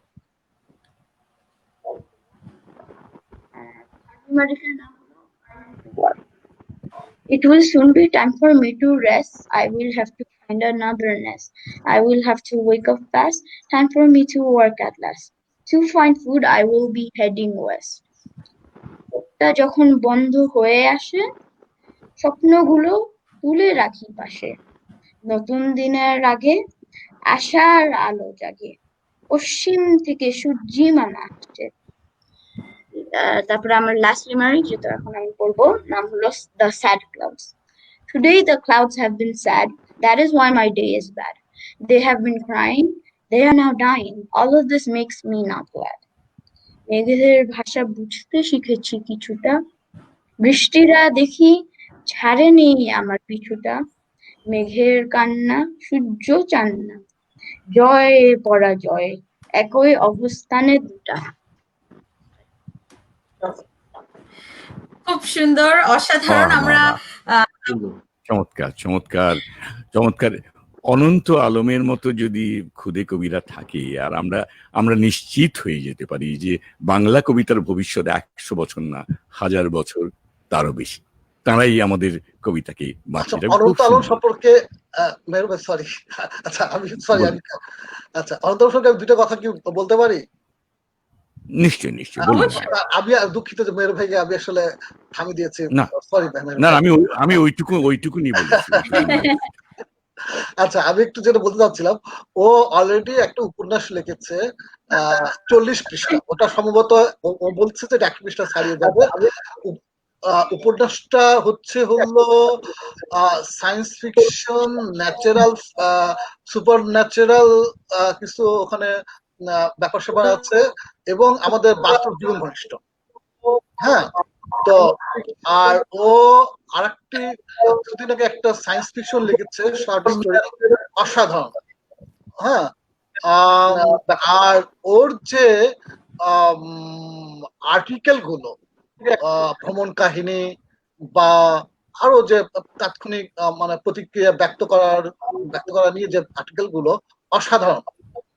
আর ওর যে জিনিসটি ভালো লেগেছে, আমি সে সঙ্গে ওর লেখালেখির পাশাপাশি চমৎকার ভিডিও এডিটিং করতে পারে, অসম্ভব ভালো ভিডিও এডিটিং করতে পারে।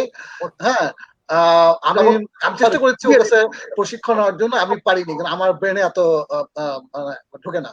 হ্যাঁ, আমি বলছিলাম যে তুমি কিভাবে ভিডিও এডিটিং করো, তুমি একটা এটার উপরে একটা ভিডিও, তুমি একটা ইউটিউব ভিডিও করো, ওইটা দেখে দেখে আমি শিখবো। খুব সুন্দর ভাবে ও কিভাবে ভিডিও এডিটিং করে, ও একটা ভিডিও তৈরি করেছে, যেভাবে সে ভিডিও, ও প্রচুর ভিডিও ইউটিউবে আছে, ওর অনেক আপলোড করেছে। তা আমি ওগুলো দেখে খুব মুগ্ধ হয়েছিলাম। তাই বললাম ঠিক আছে, তুমি এক কাজ করো, কিভাবে তুমি ভিডিও এডিটিং গুলো করো, আমারও তো দরকার, আমার কবিতাগুলো গ্রাফিক্স করি, আমি এগুলো ওভাবে প্রেজেন্ট করবো। অত আমার ভিডিও এডিটিং অত ডাইমেনশনাল হয় না, যত ডাইমেনশনাল হয় আর কি।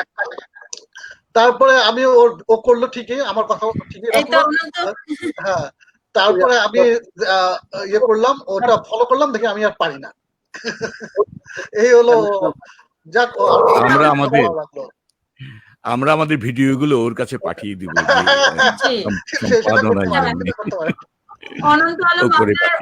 আপনার অনেকগুলো জব হয়ে গেল, আপনি একটা স্কুল খুলতে পারেন, আমরা সবাই ছাত্র হব, কোনো সমস্যা নেই। এবং আশা করি আমাদের এই অনুষ্ঠানের সাথে আপনি থাকবেন এবং আমাদের অনুষ্ঠানকে সমৃদ্ধ করবেন। অনেক ধন্যবাদ আমাদের সাথে আপনার আসার জন্য, এবং আপনার কাজ আমাদের খুব পছন্দ হয়েছে। আমরা এরপরে চলে যাব ফারুক আজম, আমাদের এই পর্বের শেষ কবিতা পরিবেশনা এবং আবৃত্তি ফারুক আজম। আমরা এরপরে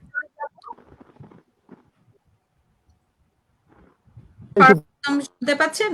প্রবলেম হচ্ছে, কথাগুলো কেটে কেটে যাচ্ছে, কিন্তু নেটওয়ার্কের জন্য বোধহয়, নেটওয়ার্কের জন্য কথা কেটে যাচ্ছে, ডিলে হচ্ছে খুব। আচ্ছা, এটা আপনাদের হচ্ছে না, আমারই হচ্ছে। এখন মনে হয় ঠিক আছে। আপনি আচ্ছা, মেহরুব ভাই, আমারটা শুনতে পাচ্ছেন? জি, ডিলে হচ্ছে। মেহরুব ভাই, আপনি কি বললেন, কবিতাগুলোকে কি বলে? কোনটা ডিলে হচ্ছে? আমি শুনতে পাচ্ছি, কিন্তু ডিলে হচ্ছে। আচ্ছা, বুঝতে পারলাম না, নেটওয়ার্কের কোনো সমস্যা হতে পারে। না মানে আমি, হ্যাঁ, সবকিছু একটু ডিলেড। হ্যাঁ, কিন্তু আপনারটাও একই অবস্থা, কাজেই এটা আপনি ওই যে ছোট কবিতাগুলোকে কি বললেন, কি বলে? কবিতিকা, কবিতা থেকে কবিতিকা। মেহরুব ভাই, হ্যাঁ জি, কবিতিকা। আচ্ছা, তাহলে আমি কয়েকটা কবিতিকা পড়বেন, তাই তো? হ্যাঁ, এটা আমার একটা নিজস্ব নাম। কেউ অনুকবিতা বলে, ছোট ছোট। হ্যাঁ, বলুন। পড়ুন ফারুক ভাই, পড়ুন আপনি। অনুকবিতাটা শুনেছি। আমি বলি, হ্যাঁ, জয়ী হতে চেয়েছে সর্বক্ষেত্রে, শায়রি টাইপের। জয়ী হতে চেয়েছি জীবনের অথচ যা সে আমাকে খেলায় আহ্বানও করলো না। শোনা যাচ্ছে?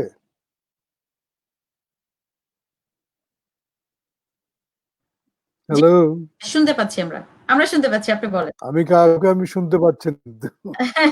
আমরা শুনতে পাচ্ছি। জি, ওটা শোনা গেছে? প্রথমটা যেটা পড়েছে ওটা শোনা গেছে? আপনাকে আবার শুনতে পাচ্ছি। আচ্ছা, ওটা শোনা গেছে না প্রথম যেটা পড়লাম? জি, শোনা গিয়েছে, আপনি পড়েন। না, আমি তার তুলে চাইলাম হৃদয় থেকে, নামখানি তার তুলে দিতে চাইলাম হৃদয় থেকে, ঘষতে ঘষতে কেবল পাতাটি গেল ছিঁড়ে মধ্যখানে, ফুল তোমার হাতে বসিয়ে দিলে বিস্তৃতের প্রপাতে। হঠাৎ মনে হলো এতদিন যা ছিল তা আসলে ছিল না, তখন যা সত্য ছিল এখন হলো ছলনা। কেবল একটু একটু কয়েকখানি জায়গা জুড়ে, তখন তো চাইনি, এখন যখন চাইছি যেতে তখনও তো চাইনি। ব্যাস, আমার মনে হয় একটু যান্ত্রিক বিভ্রাট হচ্ছেই, তা একটুখানি যান্ত্রিক কবিতা শোনার দিতে হচ্ছে। আচ্ছা, এই ছিল আজকে আমাদের কবিতা পরিবেশনা। আমি প্রথমেই বলতে চাই অনিরুদ্ধ আলমের কাছে। অনিরুদ্ধ আলম, আপনি আমাদের এই আপনার বিখ্যাত মন্তব্য দিয়ে আমাদেরকে যদি একটু বলেন যে আমাদের অনুষ্ঠান আজকে কেমন হলো, পারফরমেন্স কেমন হলো, কবিতাগুলো কেমন হলো। বিখ্যাত। আচ্ছা, আমি আমার কাছে মনে হয় মামু অনেক কিছু আশা করছে, আমি জানি না মামুর সেই আশাকে পূরণ করতে পারবো কিনা। তবে আমি কিছু নোট নিয়েছি, তো নোট নিলেও মানে আমি জানি না মানে কতখানি উপস্থাপন করতে পারবো। তবে প্রথমেই বলতে পারি আজকে আমাদের কবিতার যে আয়োজন বা কবিতার যে আড্ডা চলছে, এইটা মেহরাব ভাইয়ের সেই টুংটাং শব্দের মতো, কবিতা উল্লেখিত শব্দের মতোই সুন্দর লাগছে আমার কাছে। মেহরাব ভাই তার কবিতায় এই শব্দটি খুব সুন্দর উপস্থাপন করেছেন। তো সেই সুন্দর শব্দের প্রসঙ্গ ধরেই বলতে পারি আমাদের আজকের এই কবিতা আড্ডাটি টুংটাং শব্দ সুমধুর ধ্বনির মতোই চমৎকার লাগছে, আমাকে উপভোগ্য লাগছে, আমার খুব ভালো লাগছে। স্বাগত হাসান ভাই, আমরা এর আগে এখানে যারা আছেন আমরা প্রায় এর আগে একত্রিত হয়েছি। স্বাগত হাসান ভাই আজকে আমাদের সঙ্গে যুক্ত হয়েছেন, ভালো লেগেছে ওনাকে স্বাগত, এবং ভবিষ্যতে ওনাকে পাবো, এবং উনি আজকে আমাদের সঙ্গে যুক্ত হয়েছেন এই জন্য আমরা খুব আপ্লুত। উনি বাংলাদেশ নিয়ে একটি কবিতা স্বরচিত কবিতা পড়ে শুনিয়েছেন, এবং সেই কবিতা অনেক কিছু উঠে এসেছে, সমাজ জীবন, বাস্তব জীবন, বাংলাদেশের বর্তমান প্রেক্ষাপট। উনি অপভ্রংশের কথা বলেছেন, ধাতু মূল্যের কথা বলেছেন,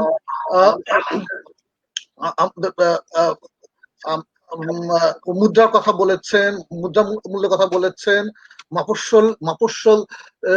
মফস্বল প্রসঙ্গ এনেছেন, বর্তমান প্রেক্ষাপটে এসেছে। তো এই সুন্দর কবিতাটি পড়ে শোনানোর জন্য ওনাকে ধন্যবাদ। ফারুক ভাইয়ের কবিতা সবসময় আকর্ষণীয় আমাদের কাছে, এবং আমি সবসময় ফারুক ভাইকে বলি যে আপনার কবিতার জন্য আমি অধীর আগ্রহে অপেক্ষা করে থাকি। আজকে ওনার কাছ থেকে সুন্দর কবিতা শুনলাম। ওনার কবিতায় সেই আকাশ চাদর, দক্ষিণা বাতাস, বিভ্রান্ত এরোপ্লেন, তারপরে সেই শেফালি, ক্লান্তি শান্তি ঝরুক শেফালির আঙ্গিকে, বা এই ধরনের যে ব্যাপারগুলো এসেছে আমাকে খুব আপ্লুত করেছে, খুব আমার হৃদয়ে ছুঁয়ে গেছে, আমার খুব ভালো লেগেছে। ওগো কল্যাণী হও তুমি লাইট হাউস। আসলে আমরা আমাদের সবারই যে কল্যাণী যদি থেকে থাকে তাহলে আমরা আশা করি যে লাইট হাউসই কল্যাণ। আমার খুব এই কথাটি খুব ভালো লেগেছে তার কবিতায়। সুন্দর উপস্থাপন করেছেন। ফারজানা শম্পা আপার কবিতা আবৃত্তি শুনেছি আমি। সরি, আমি কোনো কারণে ওনার লেখা পাঠ, স্বরচিত কবিতা পাঠ কি মিস করেছি আমি জানি না, হয়তো ব্যাকস্টেজ যখন ছিল তখন হয়তো মিস করেছি কিনা জানি না। আমি শুনতে চাই শম্পা আপার কাছ থেকে যে উনি কি আজকে কোনো হয়তো কবিতা পড়েছেন। আমার একটা কবিতা পরে পড়েছি, প্রথমে শওকত ভাইয়ের একটা কবিতা পড়েছি, আমার কবিতা একটা পড়েছি। হয়তো আমি ব্যাকস্টেজে ছিলাম, আমি মিস করেছি, আমি পরে এক সময় আপনার কাছ থেকে শুনে নিব। হ্যাঁ জি বলেন শম্পা আপা। জি, অসুবিধা নেই।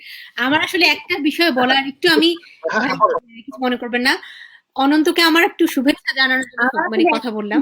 মানে অনন্তর লিমেরিক গুলো আমার খুব ভালো লেগেছে, খুব ইন্সপায়ারিং আর কি, খুব উৎসাহ দেয় ওর কাজগুলো, এবং ওর কাজের মধ্যে মানবতার মানবাধিকারের বিষয়টা খুব চলে আসে, রূপকভাবে চলে আসে। অনন্তকে শুভেচ্ছা, সবাইকেই শুভেচ্ছা আর কি, অনবদ্য উপস্থাপনা, রূপকের প্রকাশ দেখানোর জন্য। ধন্যবাদ ভাইয়া, এটুকুই বলবো আর কি। আর আপনার অনবদ্য কবিতা বলার রাখে না। ধন্যবাদ। মেহরাব ভাই, ধন্যবাদ শম্পা। আমি কি একটু ফিরে যেতে পারি মেহেরাব ভাইয়ের সম্পর্কে কিছু বলতে চাচ্ছি কবিতা সম্পর্কে। মেহেরাব ভাইয়ের সঙ্গ আমাদের সবসময় কাম্য, উনি আসলে আমরা উৎসাহিত হই। উনি আজকের যে আমাদের উপস্থাপিকা বলেছেন যে উনি আসলে কবি, ওনাকে দেখলে আমরা খুব ভালো লাগে আর কি। আর আজকে উনি চমৎকার কিছু কবিতা পড়েছেন, সেখানে কিছু কিছু শব্দ আমার খুব ভালো লেগেছে। উনি বলেছেন ক্ষয়িষ্ণু অন্ধকার সম্পর্কে, বলেছে অরণ্যের অন্দর সম্পর্কে, উনি বলেছেন একান্ত আকাশ সম্পর্কে, উনি শায়র করেছেন চতুর্দশপদী এটা কি চতুষ্পদপদী বলে না, চতুষ্পদপদী করেছেন, যেটা উনি মেহেরাব ভাই কবিতিকা হিসাবে চিহ্নিত করতে চেয়েছেন এবং আমার কাছে এই শব্দটি ভালো লেগেছে। স্বাগত। আমি আশা করি এই শব্দটি জনপ্রিয়তা পাক, কেননা কবিতা পরিবর্তে এই ধরনের যদি কোনো একটা শব্দ ক্ষুদ্র কবিতাকে চিহ্নিত করার ক্ষেত্রে যদি কোনো শব্দ জনপ্রিয়তা পায়, এই ধরনের আমাদের সকলেরই ভালো লাগবে। শব্দ স্বাগত ভাইয়ের যে হুমায়ুন আহমেদ নিয়ে যে স্মৃতিচারণ অসাধারণ, এবং আমরা অনেক কিছু জানলাম যেগুলো আমরা এর আগে জানিনি, এবং এটা আসলে আমাদের জন্য একটি অতিরিক্ত পাওনা ছিল, যেটা আমরা আসলে আজকে কল্পনাও করতে পারিনি যে আমাদের প্রাণপ্রিয় কথা সাহিত্যিক হুমায়ুন আহমেদ উনি আমাদেরকে অনেক অনেক দিয়ে গেছেন। হুমায়ুন আহমেদ সাহিত্যিক কি সাহিত্যিক না এটা নিয়ে অনেক তর্ক বিতর্ক থাকতে পারে, কিন্তু উনি যে কি অসংখ্য পাঠক তৈরি করে দিয়ে গেছেন, উনি যে বাংলাদেশের প্রকাশনা শিল্পকে কত সমৃদ্ধ করে দিয়ে গেছেন, এটা যদি কেউ সহজে ভুলে যায়, এটা আমাদের দুঃখের অন্ত থাকবে না। উনি বাংলাদেশের প্রকাশনা শিল্পকে ফুলে ফলে সমৃদ্ধ করেছেন, যা কল্পনার অতীত, এবং আগামী 100 বছরে এই ধরনের একজন মানে ব্যক্তিত্ব আসবে কিনা সন্দেহ আছে। ওনার ওনার বদলতে আমরা প্রকাশনা শিল্পকে সমৃদ্ধ আকারে পেয়েছি, এবং শুধু তাই না, ওনার কারণে অনেক গুরুগম্ভীর ধরনের বই, যেগুলো বা ইতিহাস সংক্রান্ত বই, ঐতিহ্য সম্পর্কিত বই, দেশপ্রেম সংক্রান্ত বই বা গবেষণামূলক বই, যে বইগুলো প্রকাশকরা পড়তে ভয় পেতেন, সেই প্রকাশকরা সেই সব বই পড়েছেন যে না, আমার কাছে হুমায়ুন আহমেদের একটা বই আছে, এসব বই, এই গবেষণামূলক বই, এইসব ভারী টাইপের বই যদি বছরে 100-150 কপি বই বিক্রি নাও হয়, আমাদের কোনো আপত্তি নেই। এবং আমি কেন বলছি, আমার ব্যক্তিগত অভিজ্ঞতা থেকে বলছি, আমি সৌভাগ্যক্রমে হোক আর যে কোনো কারণে হোক, আমি প্রকাশনা শিল্পের সাথে খুব খুব কম বয়স থেকে সম্পৃক্ত। আমি সেই কারণে প্রকাশনা শিল্পকে খুব কাছ থেকে দেখেছি। বাংলাদেশের মোটামুটি বড় বড় সব প্রকাশকদের সাথে আমার ঘনিষ্ঠতা রয়েছে, তারা আমার বই করেছে, তাদের সাথে আমার একেবারে বন্ধুসুলভ সম্পর্ক, এবং আমি মানে এই কারণে আমি আসলে প্রকাশনা শিল্পকে কাছ থেকে দেখার সুযোগ হয়েছে। তো যাই হোক, আমি শওকত হাসান ফারুক ভাইকে অশেষ অশেষ ধন্যবাদ। এরকম স্মৃতিচারণমূলক একটি লেখা উনি আমাদেরকে পড়ে শুনিয়েছেন। আমরা হুমায়ুন আহমেদের স্মৃতি দ্বারা তাড়িত হলাম, আহত হলাম, এবং আশা করি যে হুমায়ুন আহমেদের মতো এরকম একজন সাহিত্যিককে আমরা খুব শীঘ্রই পাবো।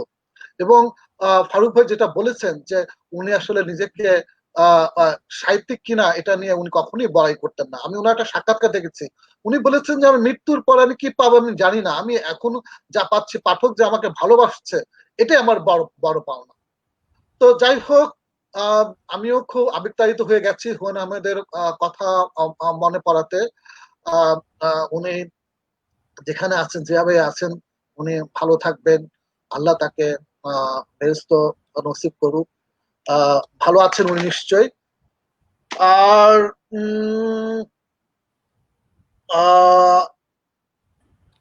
রোকন ভাইয়ের কবিতা আসলে আজকে একটি চমক। হ্যাঁ, উনি কালকে, আমি ওনাকে ফোন করেছিলাম অনেক রাতে, তো রোকনের সাথে আমার ভবিষ্যৎ তো অন্যরকম, তো যখন তখন ফোন করতে পারি, এই ব্যাপারে কোনো মানে নেই, বিধি নিষেধ নাই আর কি।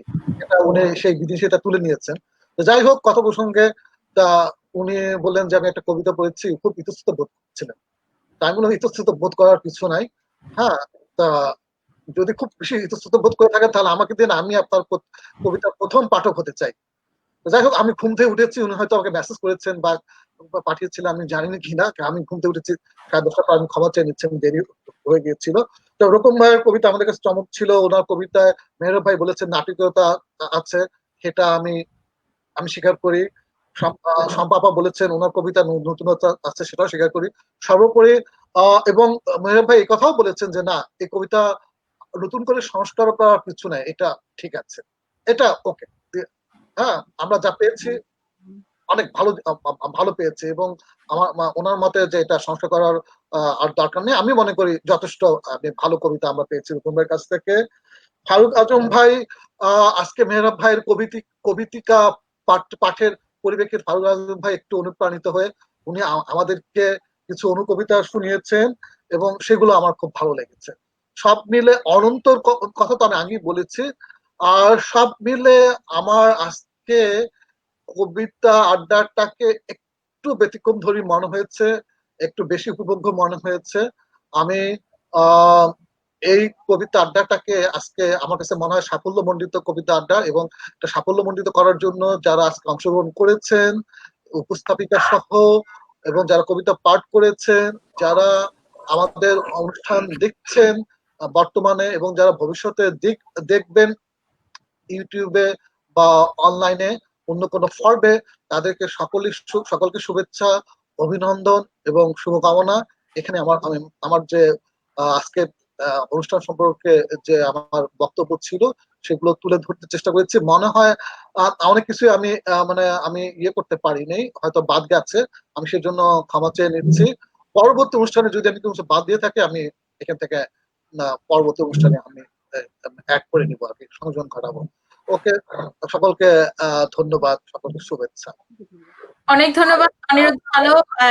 যেটা বলেছিলাম যে বিখ্যাত মন্তব্য, আপনি সবার কাজগুলো এত সুন্দর সূক্ষ্মভাবে দেখতে পারেন, এটার জন্য আমরা অপেক্ষা করতে থাকি অধীর আগ্রহে। আমি এরপরে যাব মোহাম্মদ রুকনুজ্জামানের কাছে। আপনি যদি অল্প কথায় আপনার বক্তব্যটা একটু তুলে ধরেন আমাদের সামনে।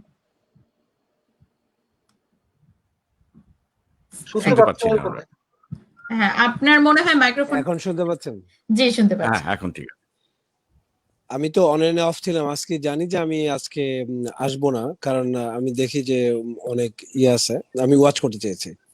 কিন্তু যাই হোক, আজকের ব্যাপারে হচ্ছে মেহরাব ভাই অনেক ধন্যবাদ, আপনি আসছেন, আপনার সেই রং নিয়ে আসছেন, এটা আমার খুব করে, অলওয়েজ ভালো লাগে। আপনার কবিতা শোনার সুযোগ হয়েছে, আমি সবার সুযোগ পাইনি। আর শওকত আহসান ভাই, আমি অনেক কৃতজ্ঞ আপনি আমাদের এই অনুষ্ঠানে এসেছেন। আপনাকে জানা হলো গরিপুর জংশনে কবিতাটা যখন পড়েছেন, আমি নিজেই মনে হয়েছে গরিপুর জংশনে চলে গিয়েছি, অত্যন্ত নস্টালজিক ছিল, অনেক চমৎকার লেগেছে আমার। আর ফারজানা আপা, আপনার ব্যাপারে একটা মন্তব্য, কবিতার ব্যাপারে না, আপনার ব্যাপারে, সেটা হচ্ছে আপনার হাস্যোজ্জ্বল, আপনার চুল কাটাটা আমি টের পাইনি, কাটার কারণে আপনাকে অত্যন্ত সুন্দর লাগছে, এটা একটা এডিশন। আজম ভাইয়ের হাসি, আপনার প্রফুল্লতা, আপনার সবার সব মন্তব্যই তো হয়েছে। আর মমর ব্যাপারে স্পেশাল কমেন্টস হচ্ছে আজকের এই সিচুয়েশন খুব চমৎকার ভাবে হ্যান্ডেল করার জন্য, এবং আজকের এইটা ছিল জি অসাধারণ করে। আজম ভাইয়ের জন্য তো আমি অপেক্ষা করি, উনি বোধহয় নাই। শওকত আহসান ভাই, আপনার কাছে রিকোয়েস্ট থাকবে, আবার সুযোগ পেলে প্লিজ আমাদের এখানে আসবেন, আপনার প্রতি অনেক কৃতজ্ঞতা। আবার মেহরাব ভাই, থ্যাংক ইউ এগেন। আমি এই বলেই শেষ করছি। Thank you. অনেক ধন্যবাদ মোহাম্মদ রুকনুজ্জামান আমাদের সাথে আসার জন্য। এরপর আমি মেহরাব রহমানের কাছে যাচ্ছি। মেহরাব রহমান, আমাদের অনুষ্ঠান সম্পর্কে আপনার মন্তব্য যদি বলেন। চমৎকার আয়োজন। আর আমি প্রথমেই স্টেপিং স্টোন কাছে আর আন্তরিক কৃতজ্ঞতা জ্ঞাপন করছি আমাকে এখানে আমন্ত্রণ জানাবার জন্যে। তো আমার খুব ভালো লেগেছে, কবিতা পড়তে ভালো লেগেছে, সবার কবিতা শুনতে ভালো লেগেছে, এবং আমি বলবো যে আপনারা খুব একটা চমৎকার একটা নির্বাচিত কবিদের নিয়ে কাজ করছেন। এই ধারাবাহিকতা যদি বজায় থাকে, নিশ্চয়ই স্টেপিং স্টোন আরো অনেক দূর এই কবিতা আসরকে নিয়ে এগিয়ে যাবেন, এইটুকু সবাই। যার মমও খুব সুন্দর সঞ্চালনা করেছে, মমও তোমাকেও অনেক ধন্যবাদ, কৃতজ্ঞতা। আমার সতীর্থ কবি ফারজানা নাজ, শম্পাকে কৃতজ্ঞতা। অনন্ত আলম, তোমার কাছে শেখার, আমি লিমিরিক্স হয়তো তোমার কাছে শিখবো, আমি লিমিরিক্স লিখিনি, আমার ছড়ার একটি বই আছে, কারণ আমি সাহস করিনি লিমিরিক্স লিখতে। লিমিরিক্স লেখাটা অনেক কঠিন, অনেক অনেক কারিশমা আছে এখানে লিমিরিক্স লেখার মধ্যে দিয়ে। লিমিরিক্সটা একটা এমন একটা জিনিস যে একটু ব্যঙ্গাত্মক, অথচ জীবনের গভীর বোধটা কিন্তু ওখানে পড়ে দিচ্ছে। লিমিরিক্স এমন একটি জিনিস। আর শওকত হাসান ভাই তো বোধহয় স্ক্রিন থেকে চলে গেলেন, ওনার কবিতাও আমার খুব ভালো লেগেছে। অনিরুদ্ধ আলমের কবিতা তো ভালোই লাগে। সেখানে তিনি যেটা সাররিয়েলিজম নিয়ে কাজ করছেন, সাররিয়েলিজমের কাজটা এখন বলতে গেলে উঠেই যাচ্ছে, কিন্তু উনি নতুন করে যে কাজটা করছেন, অনেকেই হয়তো সাররিয়েলিজম নিয়ে কাজ করবার একটা অনুপ্রেরণা পাবে তার কবিতা থেকে। কবিতা নানা রকম হবে, বললাম না, নানা পথ হবে। নিজস্ব পথ তিনি গড়ে তুলেছেন, যেমন সম্পদ চেষ্টা করছেন নিজস্ব পথ করতে। মমকাজীর কবিতাও পড়েছি, প্রত্যেকের আলাদা আলাদা ঘরানা। এবং অনন্ত আলম তো অসাধারণ, এবং সে আমাদের ভবিষ্যতের প্রতিনিধি আমাদের বাংলা কবিতার। তার প্রতিও আমার অনেক, ছোট হতে পারে, তার প্রতিও আমার অনেক শ্রদ্ধা। অনন্ত আলম, তোমাকে অনেক ধন্যবাদ সুন্দর কবিতা উপস্থাপনের জন্য। অনেক ধন্যবাদ মেহরাব রহমান। ফারজানা নাজ শম্পা। আমি কথা সুযোগ এমনি কেড়েনি, মাঝখানে মাঝখানে কথা বলি, তাই কথা বলার সুযোগ পেলে তো সেটা সদ্ব্যবহার করার চেষ্টা করি। এটাই তো আমাদের আড্ডা। আপনাকে প্রথমে মমো মানে প্রাণবন্ত, সাবলীল এবং স্বচ্ছন্দ গতিতে উপস্থাপনের জন্য প্রথমেই ধন্যবাদ। আপনি একাধারে কবি এবং সঞ্চালক। কবি পরিচয় আপনি যদিও পরিচিত হতে চাচ্ছেন না, এটা আপনার কিন্তু আমি জানি আপনি অসাধারণ লেখেন। আর মেহরাব ভাই, আপনাকে মূল্যায়ন করার শক্তি আমার নেই, সেই ক্ষমতা বা জ্ঞান বুদ্ধি কোনটাই নেই, তবে শিখছি, শেখার জন্য অনন্য একটা আলো সৃষ্টি করেছেন। আর অনন্তর কথা যদি বলি, অনন্ত খুব ইন্সপায়ার করেছে আমাকে, অনুপ্রাণিত করেছে। লিমেরিকে আমি জানি না কোনোদিন কাজ করতে পারবো কিনা, কিন্তু লিমেরিকে ওর বারবার, একটু আগেও বলেছিলাম, কিছুক্ষণ আগেও উল্লেখ করেছি, ওর বারবারই মানবতার দিকটা আমি ফুটে তুলেছে, ফুটে উঠেছে ওর লেখার মাধ্যমে।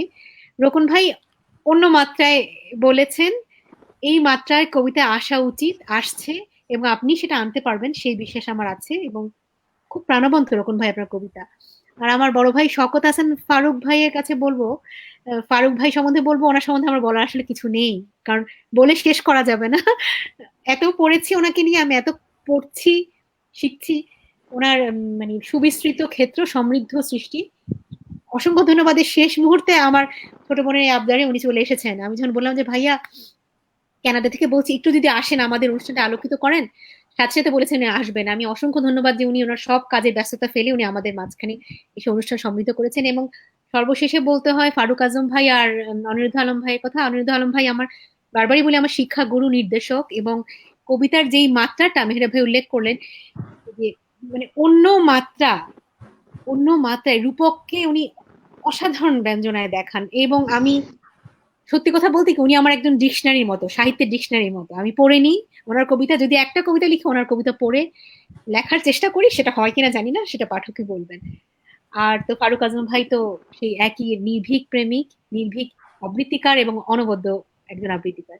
সব মিলিয়ে আজকের অনুষ্ঠান একটা ভিন্ন মাত্রা পেয়েছে। আমরা ইতিহাসে চলে গিয়েছিলাম, আবার বর্তমানে এসেছি, আবার হুমায়ুন আহমেদ, প্রখ্যাত কথাসাহিত্যিক হুমায়ুন আহমেদের স্মৃতিকেও সমর্থন করেছি শওকত হাসান ফারুকের সৃষ্টির মাধ্যমে। সব মিলিয়ে একটি সমৃদ্ধ আয়োজন ছিল। ধন্যবাদ স্টেপিং স্টোন আপনাদের সবাইকে, অমিত আলম ভাই সহ সবাইকে, মামা, রকন ভাই, সবাইকে অনেক ধন্যবাদ ফারজানা নাজ শম্পা। আমি চলে যাচ্ছি শওকত আহসানের কাছে। শওকত আহসান, আমাদের সাথে এসে আপনার কেমন লেগেছে আমাদের কাছে যদি একটু বলেন।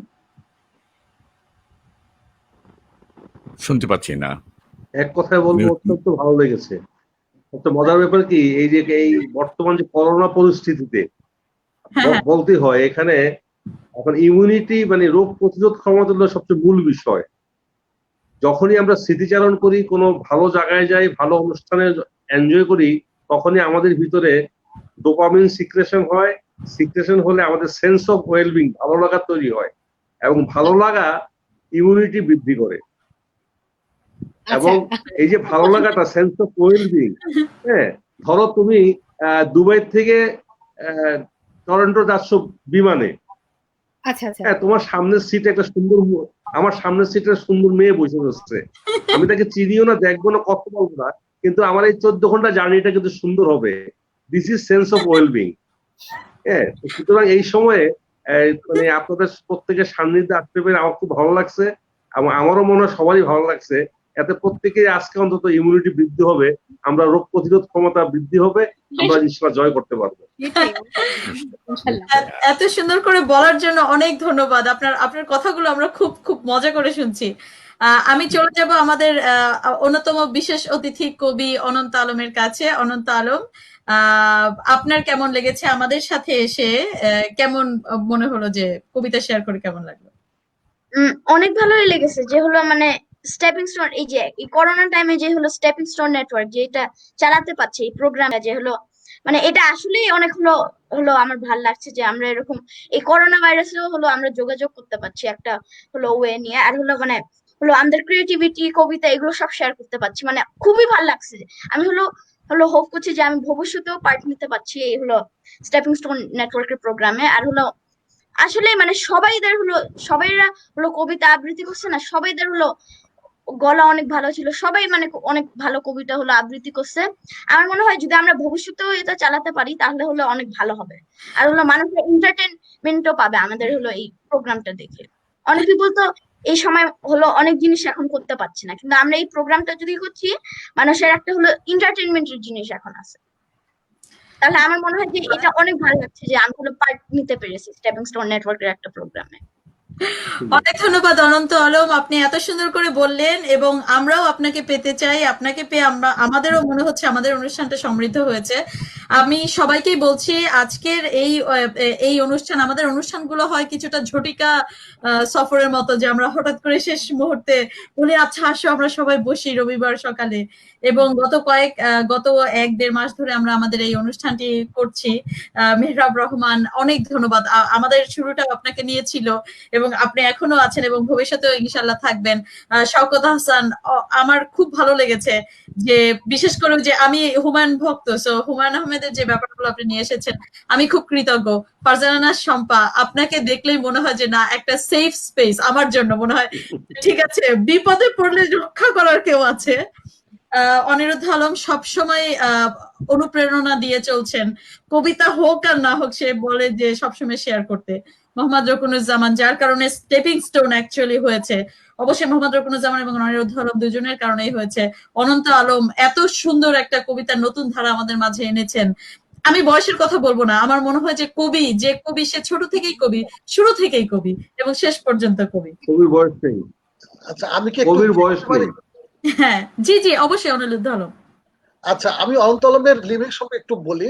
তো ও যখন লিমিক্স লিখছিল তখন আমি ওকে বলছিলাম যে এটা তো মিটারের ব্যাপার আছে, তুই মিটার গুলো মেনটেন করো কিভাবে, মাত্রাগুলো। তো ও বললো যে আমি এই জিনিসটা আসলে খুবই অবাক হয়েছি, ওর যে কত সুদূর প্রসারী চিন্তা করে তাৎক্ষণিক ভাবে। ও বললো যে আমি তো ঠিক আছে মানে প্রথম 2 লাইন বেশি মাত্রা থাকবে, প্রথম 2 লাইন এবং পঞ্চম লাইন একই মাত্রা থাকবে এবং মানে বেশি মাত্রা থাকবে, এবং তৃতীয় চতুর্থ লাইনে থাকবে অপেক্ষাকৃত কম মাত্রাও প্রথম 2 লাইন এবং পঞ্চম লাইনের চেয়ে। এই যে মিটার মানে মিটার ইয়ে করতে হয়। আর তুমি এগুলোকে কিভাবে মেনটেন করো? তো বললো যে ও খুব চমকের উত্তর দিয়েছে, আমার খুব ভালো লেগেছে। সেটা হলো ওর সরাসরি গুগলে যে সার্চ করে, যেরকম উই এটা এখানে কত মিটার আছে সার্চ দিলে বলে দিচ্ছে, বা কান্ট্রি এখানে কত মিটার আছে। হ্যাঁ এইভাবে ও মানে মিটার গুলো বের করে মেনটেন করেছে। আমি এত মুগ্ধ হয়েছে, আমি অভিভূত। আমি আসলে ওর কাছ থেকে আরো অনেক কিছু আশা করছি। আমরা আসলে সবাই অভিভূত যে আমাদের মাঝে, এবং অনিরুদ্ধ আলমকে অনেক ধন্যবাদ অনন্ত আলমকে আমাদের মাঝে নিয়ে আসার জন্য।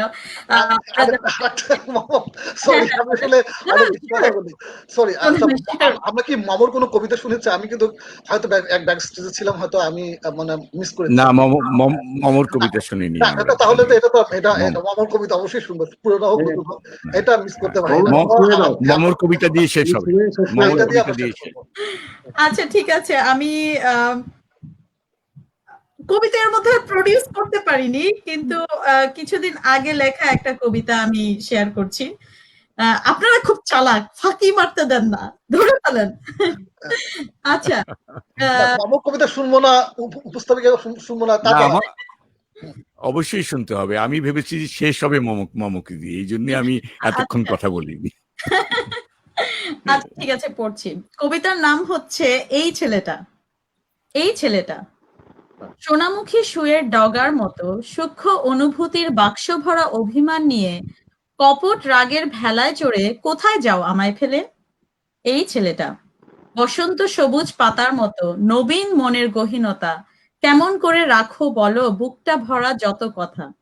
এই ছেলেটা সারাদিনের গোল্লা ছুটে দৌড়ে বেড়াই গ্রাম শহরে, হাজার কথার খই ফুটিয়ে রাতে দিনে যজ্ঞ করি। এই ছেলেটা দিনের শেষের শব্দগুলো খুঁজতে থাকে তোমার কান, রাত পোহানোর আগে আগে চিন্তা বলি তোমার কাছে, বুকটা আমার ফাঁকা লাগে। এই ছেলেটা হাজার ব্যস্ত কাজের ভিড়ে দিবা স্বপ্নে দাও দেখা, তোমায় নিয়ে উড়ে বেড়াই মেঘের দেশে লালের রেখা। এই ছেলেটা রূপার গুঁড়ো চাঁদের আলোয় জোনাক জ্বলা তারার রাতে মনের মাঝে রং লাগিয়ে ভুলে গেলেন সঙ্গে নিতে। এই ছেলেটা সন্ধ্যা বেলায় একটি দুটি ঝিঝি পোকার দুষ্টুমিতে কথার জাদু জাল বিছিয়ে চলে গেলেন কাহার সাথে। এই ছেলেটা যোজন দূরে পাগলি কাঁদে একটুখানি আদর চায়, তুমি যদি না আসো সে তাহার দিশা হারায়।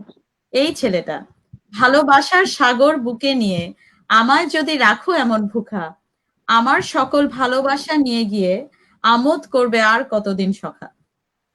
That's it.